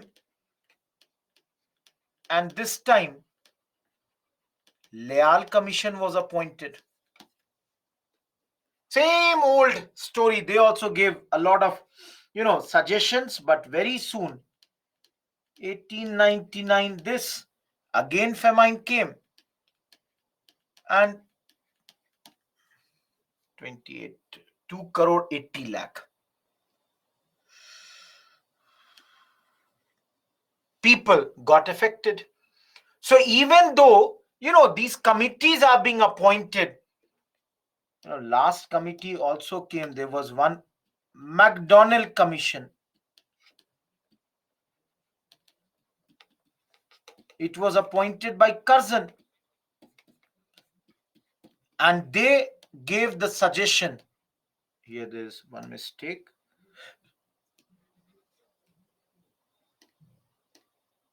This commission gave the suggestion that let's appoint a famine commissioner, that wherever there is a famine, we would be there. Absolutely, Nikhil is correct. All these famine commissions were only as a face saver, that okay, we have appointed these commissions, we are looking into this, but actually nothing happened on paper. Because in spite of all these famines, anyone from Bengal, I don't know whether Musharraf is there. Mohammad Musharraf, are you in the class today? I have not seen your name till now. There was a big famine in Bengal, 1943. Okay, Gulam is there. Guys, anyone from Bengal, have you heard about this famine? Have you heard about this famine?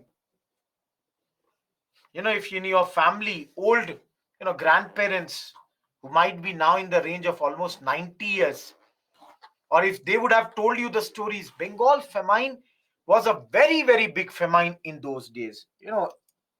It is said 15 to 30 lakh people got affected at this point of time. No, Ishwar Chandra Vidyasagar is not involved here. Guys, what was happening here? World War II was going on. And Winston Churchill was the Prime Minister of Britain at this point. This is an example of a man-made famine. Very devastating. Guys, Churchill could have saved a lot of Indians, but he did not. In fact, he blamed us for it and even said that Gandhi has not died. It was his words. Churchill is saying that if there is such a big famine, why is Mr. Gandhi still alive? Yes, I can tell you, those people who were there in that period. See, remember, guys, when famines come, it's not only there is a shortage of food. Let's say somebody died. His body has not been properly cremated. Invariably, that goes into the water. That contaminates the water, pollutes the water. All these result into a lot of death. Children die, starvation happens, malnutrition happens, your stunting happens, growth is retarded. All those things come into picture. Your epidemics come. Everything comes here. And if anybody is asking you what was the reason, by food was diverted towards army. As I told you, World War II is going on. Every important thing that was related to food was diverted towards army first. Because World War I is going on, II is going on, import of rice from Burma had stopped. Of course, crop failure in Bengal since 1938. Now, all of you think now, if the government would have acted responsibly, if government would have tried to stop this famine, I'm not saying they could have protected everyone, but maybe so many people would not have died. You are in power. You could have stopped the black marketing. You could have started the rationing of the food grains. All such things were not done at this point of time. And all these resulted that this big famine came, which was more man-made than an act of God. And lastly, the fact that no shortage propaganda was being done did not help the matter. What is no shortage propaganda? No shortage propaganda is that you are saying everything is hunky-dory.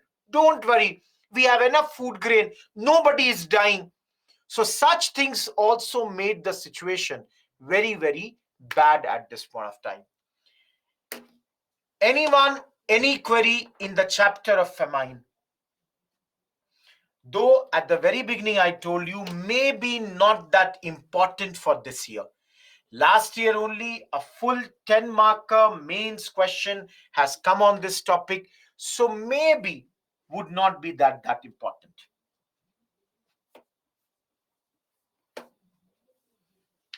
Last part of this chapter.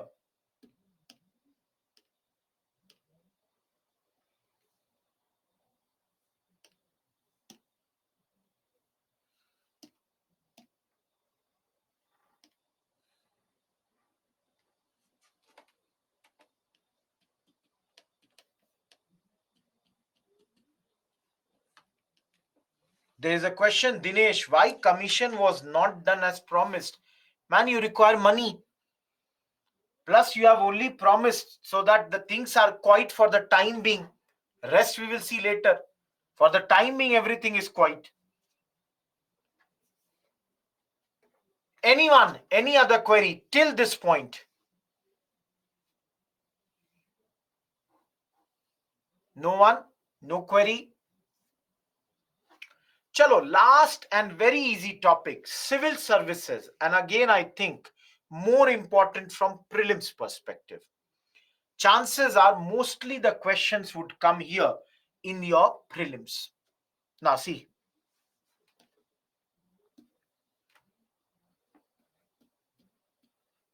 Okay, one thing I wanted to write in all these questions now, please remember the chronology. Chronology of all these commissions. So, Strachey, before that, Colonel Bates Smith, Leal, McDonnell. Please remember the chronology of all these commissions. That is something that you can always remember. Civil services. Cornwallis, Governor General from 1786 till 1793, reorganized the civil services. Why? There was a lot of corruption. In those days, in the company, a lot of corruption was going on, and that's why Cornwallis wanted to check corruption. He wanted to bring it down. And for this, he thought about 4 methods. Everyone, please tell me, do you accept his methods? Number one, he said, if I increase the salary, corruption will not happen. His idea is if people will get more money, why would they do corruption? So his first point was, please increase the salary. His second point was,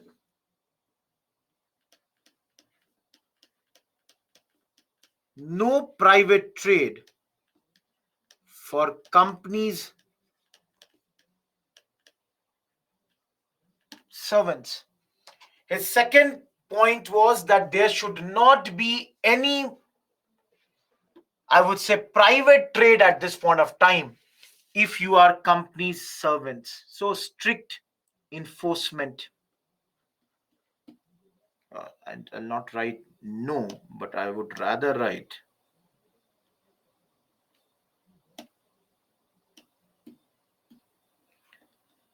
debarring civil servants from taking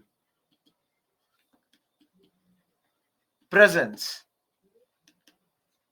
and lastly, enforcing promotions through seniority. Everyone, do you see here the 4 points? Any point which you don't understand? All of you, any point out of these 4? His point is, if I increase the salary, people should not do corruption.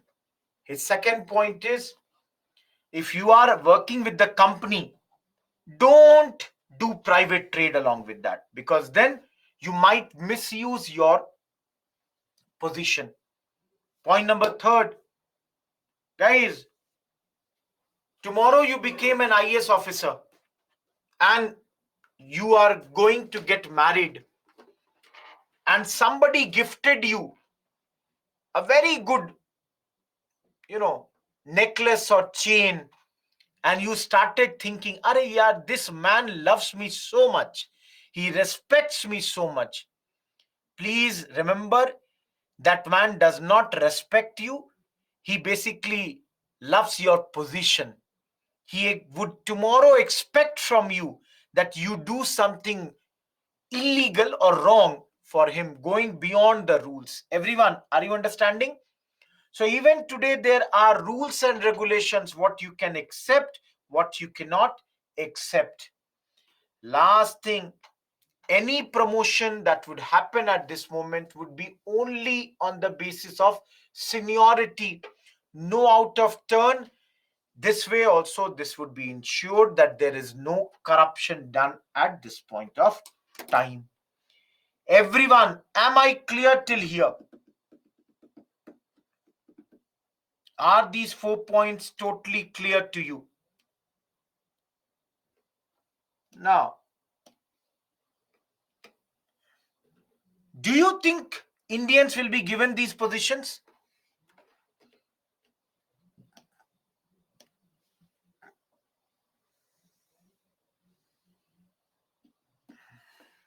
Everybody is writing no, few people are writing yes. Mostly no. Guys, I'm writing a quotation and then tell me. Every native of Hindustan is corrupt. This is the your words of Cornwallis. Guys, you can see what does he think about us. Everyone is corrupt. Now think, do you think he will give us the senior positions here? Do you think he will give us? He thinks of us as corrupt fellows. In his opinion, we are corrupt. That's why. Okay, sorry. That is why he barred Indians from senior positions. And Charter Act of 1793 reserved all jobs of 500 pounds per annum for the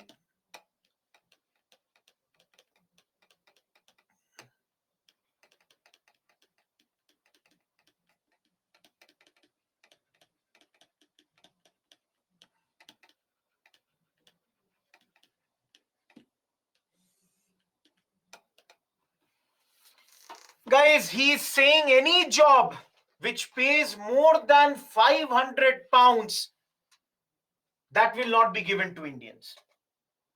All such jobs where there is the provision for more than 500 pounds will only be given to the company officials.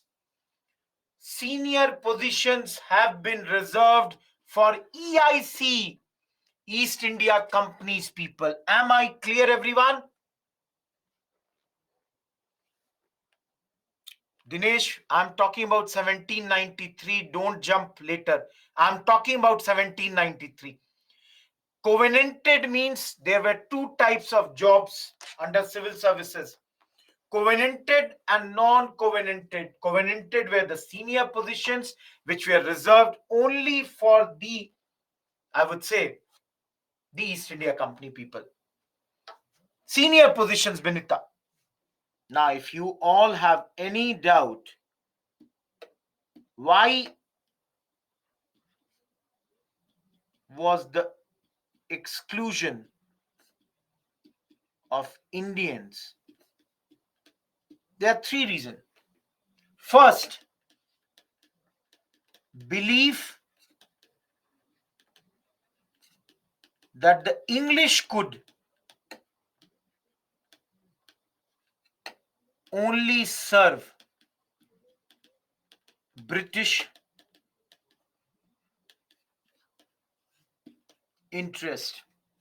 Number two, I'll just explain in a minute. Yes, Sachin. Belief that the Indians were untrustworthy. In their view, we were incapable, insensitive. I'm sorry.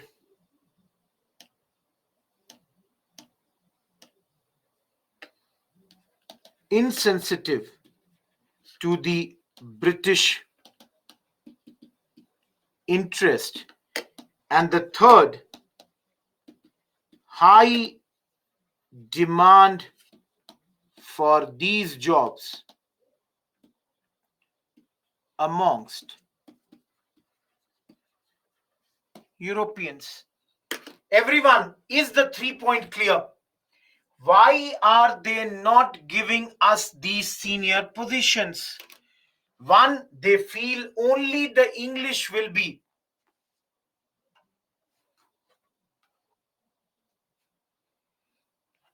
better serving them. Dinesh, I don't think I've written anything like that. Please see. Their belief was only the English would serve their interest in a better manner. Point number two, in their opinion, they thought that we will not be, trustworthy, we are incapable, we'll not be able to serve them well. And last but not the least, guys, this is very, very high paying job. 500 pounds per annum. There is a huge competition. Englishmen, they also want that, please give us this job. We want to go to India. We want to make money. So you all can understand, when the Englishmen themselves are demanding for such money, do you think it would be given to Indians? In the Preet, am I clear with this? All of you, am I clear with this? Any doubt till here? Anyone?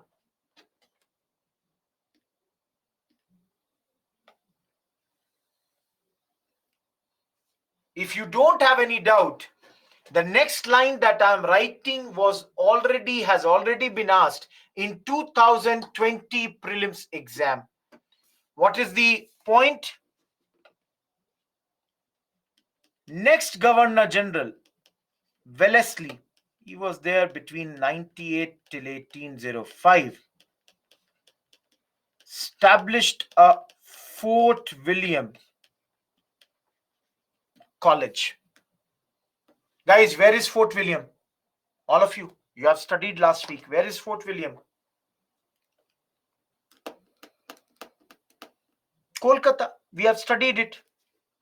Very good. Why was this college established? To train civil servants. The civil servants who came to our country, they had to be trained in India.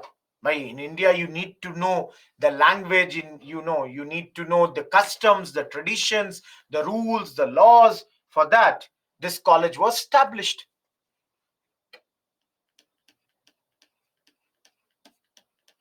In 1806,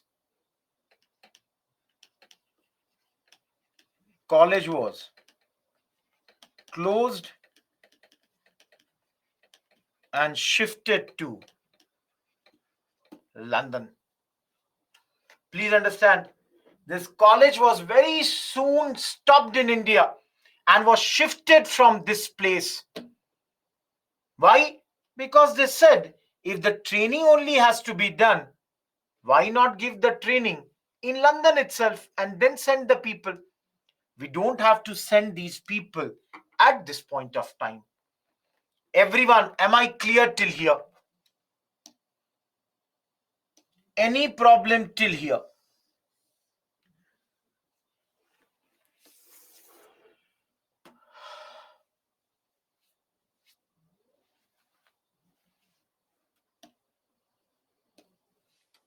Now see here.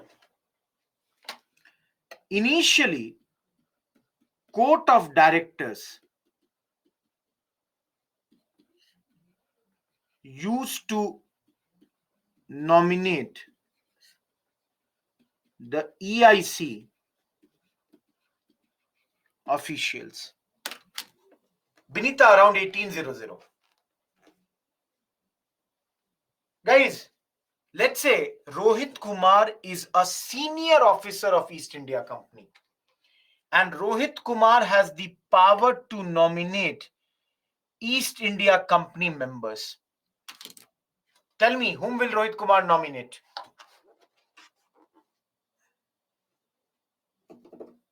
Whom will Rohit Kumar nominate? Those whom he knows. Family members, nepotism. I would appoint my family, my friends, everyone. Are you clear? Rohit Kumar is already an Englishman. He will appoint my favorite people. So you all can understand. This used to lead to problems like nepotism. That is why Charter Act 1833 wanted open competition. Guys, please understand. Charter Act of 1833 now wanted that let's have open competition. Now, all of you tell me, will Rohit Kumar like that there should be an open competition? People should come based on who is better. They clear an exam and come here. Rohit Kumar will never like because his power is going away.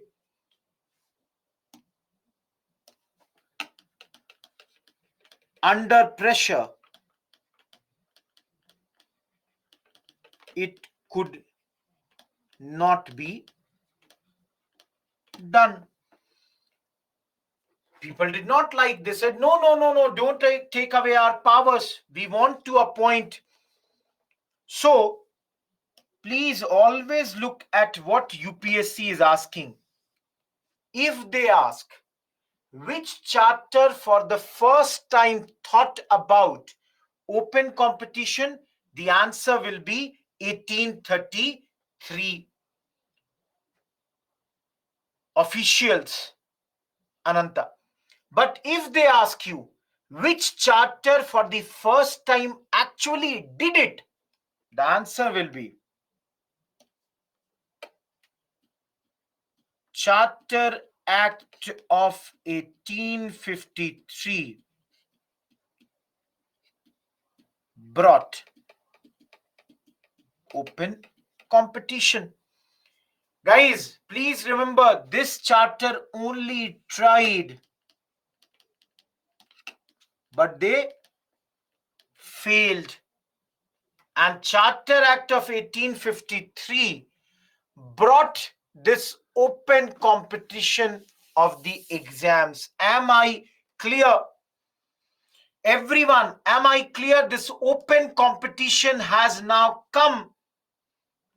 And for your important point, this was done based on the recommendations of Macaulay Committee. Now there will be exam, and whoever is the fittest, whoever are the best, they will clear this exam. Ananta, I don't understand your point. Whoever, now there will be an open competition. This open competition will be based on merit. Meritocracy. Whoever is the best will come. So, fittest will be selected in ICS. And because of them only, please understand, later we are not studying it right now, but later you will see Government of India Act 1858 came, and they said Indians would be included freely and impartially in civil services.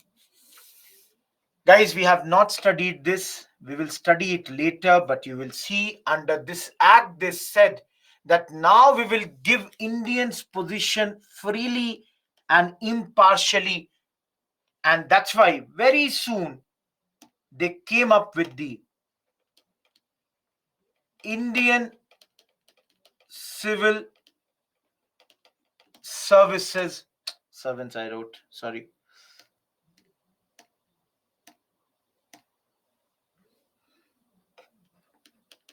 Services Act 1861. Who was your first ICS? Indian origin, guys?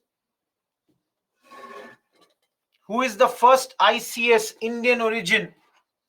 S.N. Tagore, absolutely. Now, no, not Netaji. Please understand. No Subhash Chandra Bose Ananta. Satyendra Nath Tagore. Who is he? Satyendra Nath Tagore. Who is he?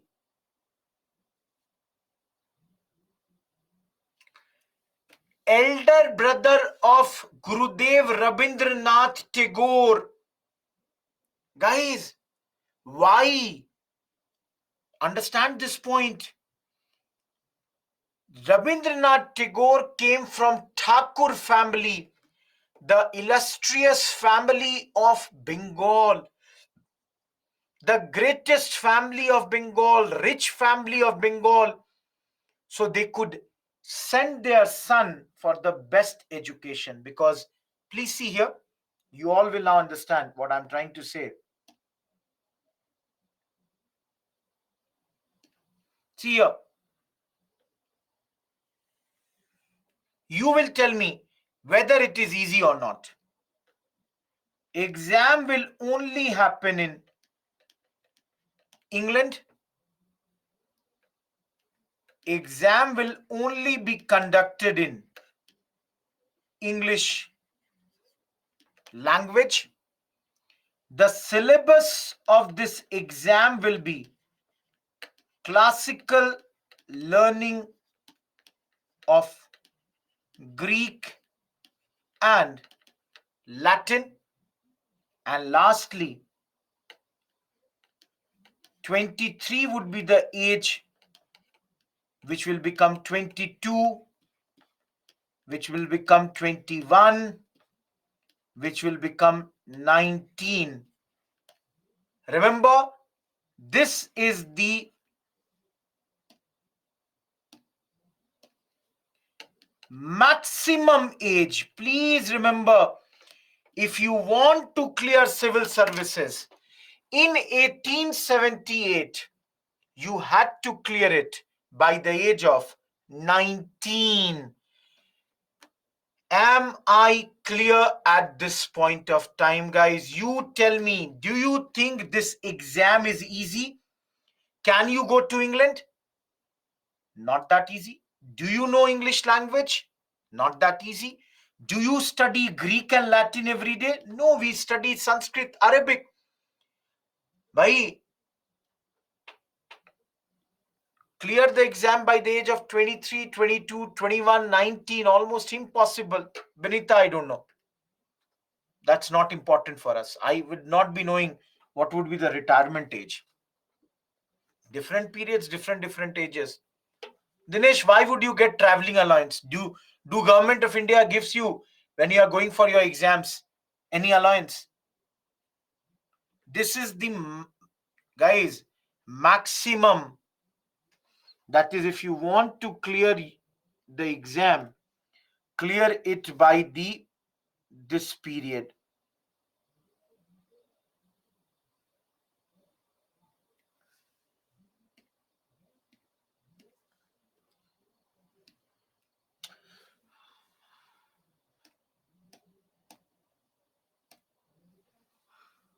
Just give me a second.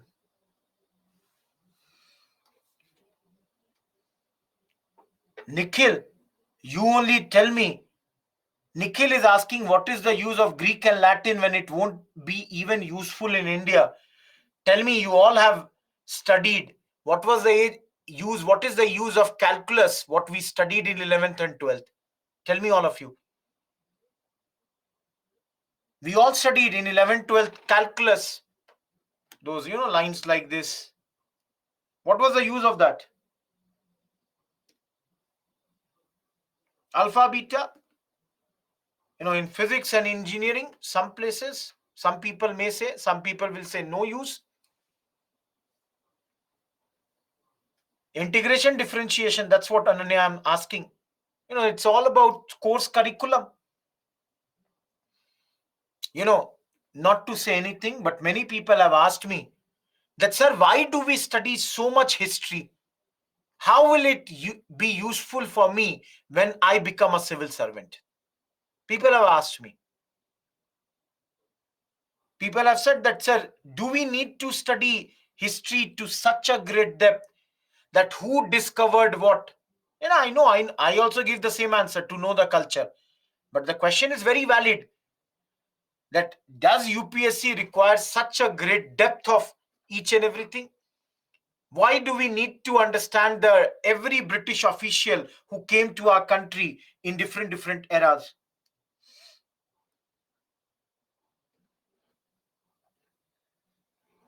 Am I clear, everyone? Just to give you some idea. Full knowledge, work ground level, I also know that. But then deep in your heart, you only tell me now. Do you think once you become IAS, you would again even look into this, that who was the great British officer who was a great excavator or something like that? Just, pointing it out.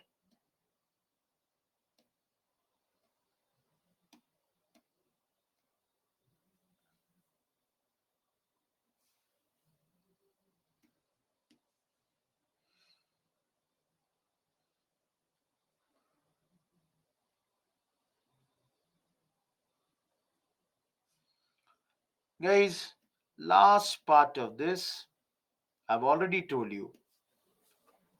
Let's say,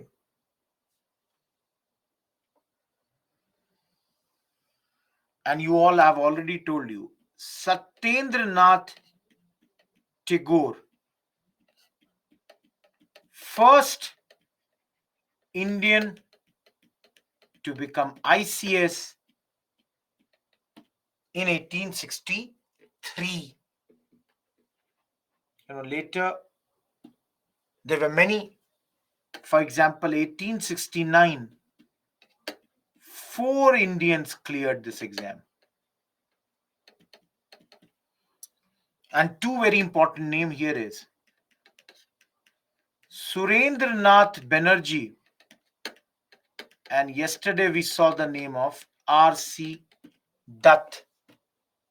They both cleared the exam this year, and please remember, Surendranath Banerjee was later dismissed. Surendranath Banerjee was later dismissed from the exam, from the ICS. Always remember this fact. Lastly, please study on your own. Why? Story, it is a story. But if you are so, interested in the story, please search and tell me also. I know. But then one word for you people. I'm telling you why, because this question can be a part of your personality question. Who was the great Indian freedom fighter who cleared the ICS but later was suspended from that? Lastly, guys,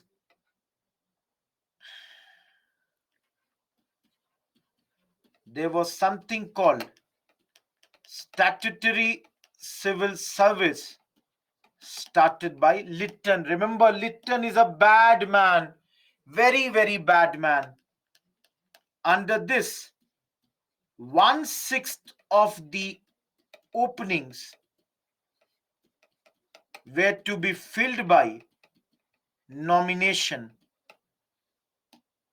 Guys, who would be such people? Princes, people of high families, zamindars. All of you, can you see what Lytton is trying to do? Every one of you, can you see what Lytton is trying to do here? Everyone, can you see what is Lytton trying to do through this?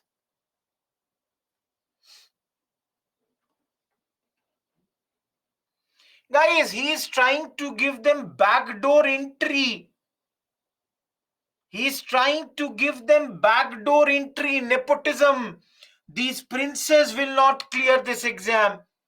So for them, local government would nominate them. And then approval by Viceroy and the Secretary of State. Of course, this system failed, but then he tried to bring from backdoor these civil servants. Anyone, this is not fair, I know, but then he was like that only. Lytton is the Gulshan Grover of those days. Villain, absolute villain. Any one of you, any doubt in this whole civil services? There is only one small part left, I'll tell you that also, but I have no space here on the next page. Ananta, please, again I'm telling you, these are factual things. You cannot remember every name. Anyways, I have given you only 2 names here.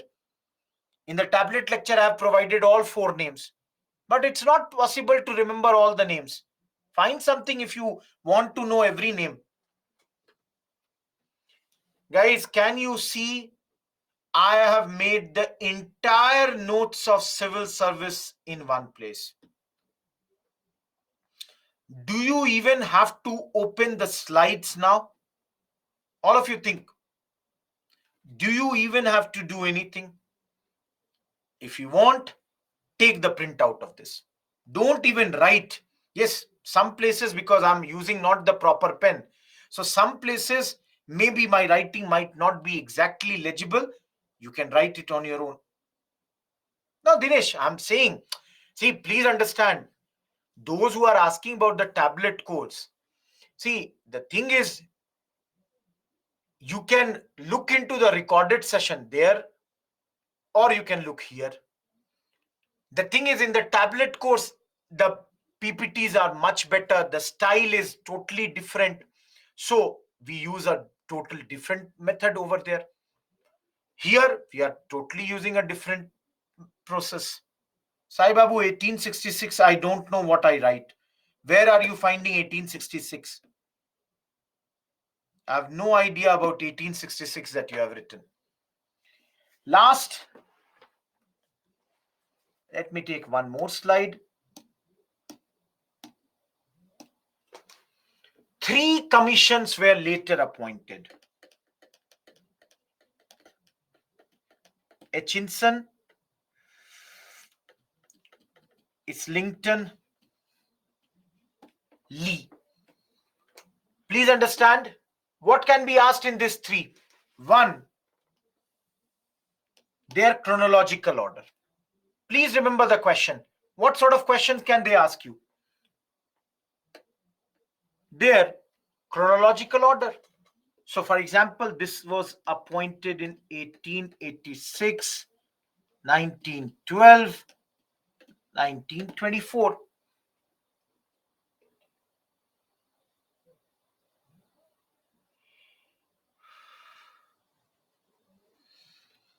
This is Committee on Public Services, appointed by Dufferin.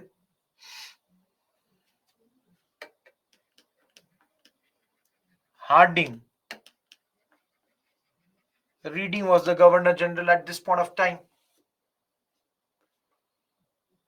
So you can see different people, their suggestions. Exam, they said, will only happen in England. They did not say that exam will happen in India. Only England right now. Second suggestion, age from 19 should be again brought to 23. That is, 23 will be now the maximum age of clearing the exam. You can clear this exam by the age of 23 now. Third, they said drop covenanted and uncovenanted terms. Rather use Imperial Indian Civil Service, Provincial Civil Services, Subordinate Civil Service. As I told you, this will be only in England. This can happen in India. This can happen in India. Everyone, is Hutchinson Committee report clear? Look at this. Is this clear? What Hutchinson is saying? Don't use such words. Rather use the words imperial, provincial, subordinate. Priyanka, tell me the point. This word, this word, this word. Just like today's UPSC, State Public Service Commission exams, and the SSCs. Islington said exam be conducted in India and England. Shimant, Congress has been formed right now. Civil Service Adiba. So there was demand by Congress. Priyanka, Dufferin is the Governor General. This is nothing but Governor General, the names of the Governor General. Committee's name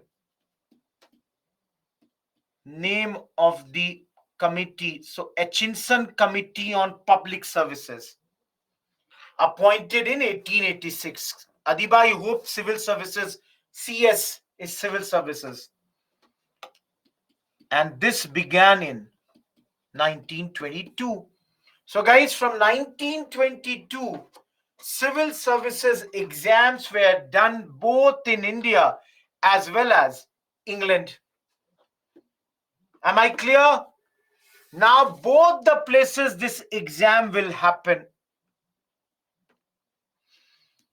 Remember, we have not studied. We will study this later. But right now I should just tell you.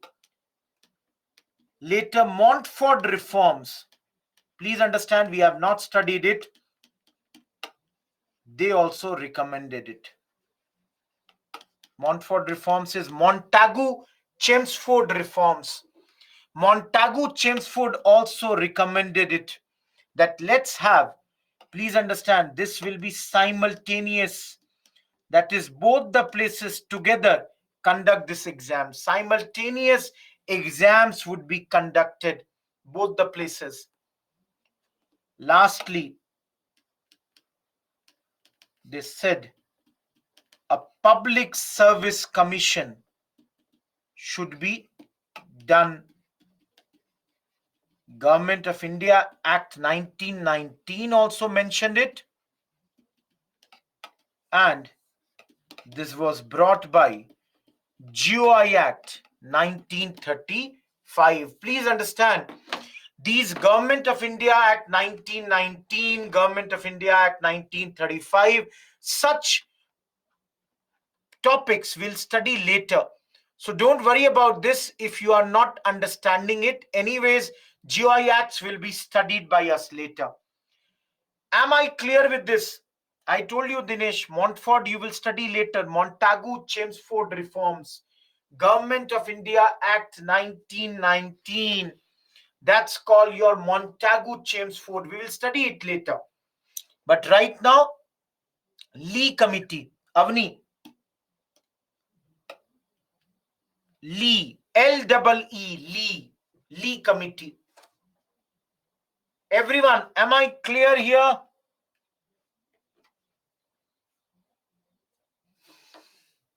Reading is the name of the Governor General, Adiba. I wrote here, these are Governor Generals Dufferin, Harding, Reading. These are the Governor Generals during whose time these committees came. Any other query? Anyone? We are done with the whole chapter of Sakshi. I have given you only the important points. I'm not telling you the whole committee you have to remember. I'm giving you the important points. At least you will have to remember. They will ask you which committee recommended let's conduct the exam both in India and England. You will have to remember one line, Islington. That's why I'm telling you the most important points only. Okay, we are done with the civil services chapter. After the break, we will start with the socio-religious reform movements in the 19th century and of course and the 20th century too. Please understand, it is 12:50 right now. 1 p.m. till 2 p.m. you will have your break. You will have your break between this 1 hour. Shrimant, your question is not making any sense. When Congress proposed and committee were held, then why Congress did not hold for little extinct? I have no idea what you are asking. Okay, 1 p.m. to 2 p.m. you will have the break. Next 9 minutes, I'll take up your queries, any questions that you have, and of course, I'll ensure that this is there. Your calling feature I'll start, but please remember one thing. सबसे पहले, one very important thing, when you are asking the questions, ask it in English so that other people can also understand. Number two, please, if you know are looking for an important chapter, if you are looking for an important chapter, let me tell you, this is a very, very important chapter that we are now going to talk about. After the break, I will bring my mobile and I will tell you which all chapters, which all page numbers we have studied. So those who are asking which chapter of Bipin Chandra, which page number, everything, I will tell you after the break. Last week also, this week also, you will get that information. Last but not the least, please understand, very important chapter we are going to start after the break. So today, almost for the next, if 3 hours is done, next 5.5 hours, I can tell you we would be done with all the important social reformers today only. So please don't miss out on the lecture. In the meantime, let me, go in the doubt section, allow the live call.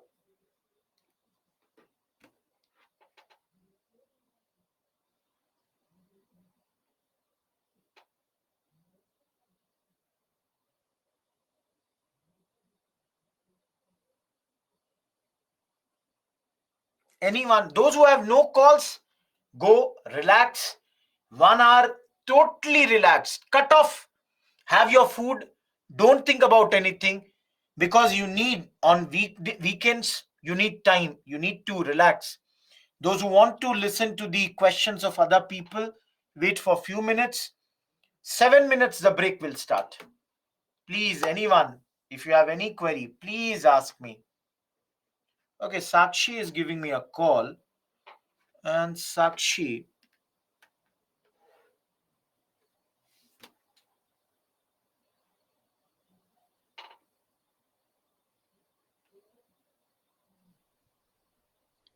Hello, good afternoon, sir. good afternoon, Sakshi. Please ask your doubt. Sir, I have a doubt regarding how to improve answer writing with respect to modern history. Sakshi, my suggestion with regards to answer writing would be, how many answers have you written? Have Sir, you started writing? Have you started writing the answers? yes, sir. When did you start it? From the last week. Last week. Sakshi, I'll first suggestion that I'll give you is you start writing the answers. You will Okay. get comments with every answers. Slowly and slowly start incorporating those comments. Maybe some Okay. comment would be handwriting is not legible. Other comment might be introduction is not good. Some will say the body has got some more points to be added. Okay. Initially, for the first few days, few months also, we are only improving ourselves. As far as modern is concerned, there are few things. If you can bring the facts, it's always good. If you can bring certain things like, if you can draw a map in some places, it would be good. If you give a proper conclusion to the answers along with the proper introduction, that's always a good thing.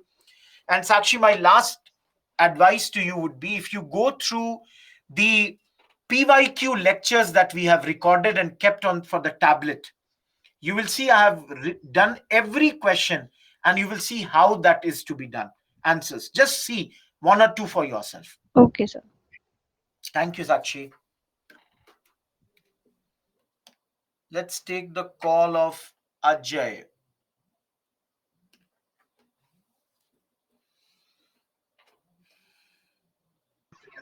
Jain sir. Jai Hind, Sir, I Ajay. want to ask how to approach modern history, sir. Is how to Sorry? approach modern history? Is PPTs enough, or do we have to study modern history from Bipin Chandra? No, no, no. No, see, Ruko, if you look at Bipin Chandra once, it will only boost your confidence, but then you will automatically realize everything was there in Yes, the sir. PPT. But for your own benefit, for your own confidence, if you look into the PPT books once, nothing Yes, wrong. sir. If you have the time, Yes, definitely. sir. Thank you, sir. Thank Thank you, you, sir. Ajay. Let's take the call of Srimant now.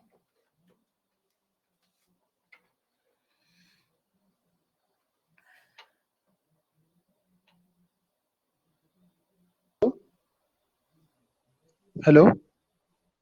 Hi, Srimant. Good afternoon, sir. Sir, I was saying, can I opt this modern means the history part for the pre exam? Opni, this will be a compulsory. There will be questions from modern history in your prelims also. Because my ratio of getting correct are very low. Even if I try means give time to that questions, they are getting wrong only. So means instead of focusing on that, can I means give time to other subjects in pre? See, I would say modern gives most of the times very easy questions. In the history segment, the easiest questions come from modern. So, in my view, you should not ignore any subject. Anyways, Shrimant, you are going to give the exam next year. Why are you thinking about leaving anything at the No, sir. beginning? This year That would I not. actually gave the attempt, and the questions I saw that who built the bridge, and the answer still I got wrong because I was for sure of the answer. That was not modern. That was medieval question. Devaraya The wala Devaraya question. wala question. Right. Modern question was who was the Governor General 1833 Charter Act. Mhm. Then Swadeshi movement was very easy. Dr. B.R. Ambedkar question was very easy. So my suggestion would be don't ignore modern. It's going to be very crucial and don't think about ignoring anything in the beginning. So means ignoring means not totally ignoring, but getting the main topics like 1857. The I understand, but then please, Dekho Shrimant, again I'm saying in the beginning, right now we are in hardly in June. You are going to give exam next May. correct. So don't keep this idea. Right now focus that you are going to study Hmm. everything. Okay? Hello? Yes, sir. Yes, sir. Done, man. Thank Okay. you.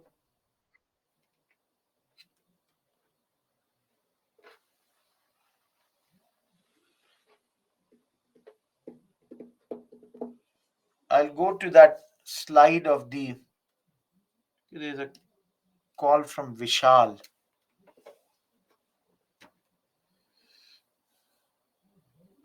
Hello, Hi, Vishal. good afternoon, sir. Afternoon, man. Tell me.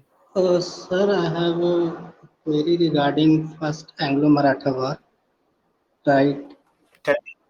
there, like my question is, what is the need of like Nana Fadnavis to go for Treaty of Purandar. No, the thing is, if you see, Raghunath Rao had gone on the other side. He had gone to the Britishers. So invariably, the young guy, the Savai Madhavrao, who is right now the Peshwa, 40-day baby or whatever the age might be, they are also on back foot. Right now, Marathas would not want to have any escalation. So they would want that their guy, that the 40-day baby should be regarded as Peshwa by everyone. Who is the illegal Peshwa? Raghunath Rao. So they would invariably want the Britishers not to support him.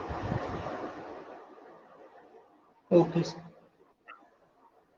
Thank you, Vishal. Thank you, sir. Okay, it's 1 p.m. Let's come back after the break and go and enjoy. Thank you, everyone. Goodbye.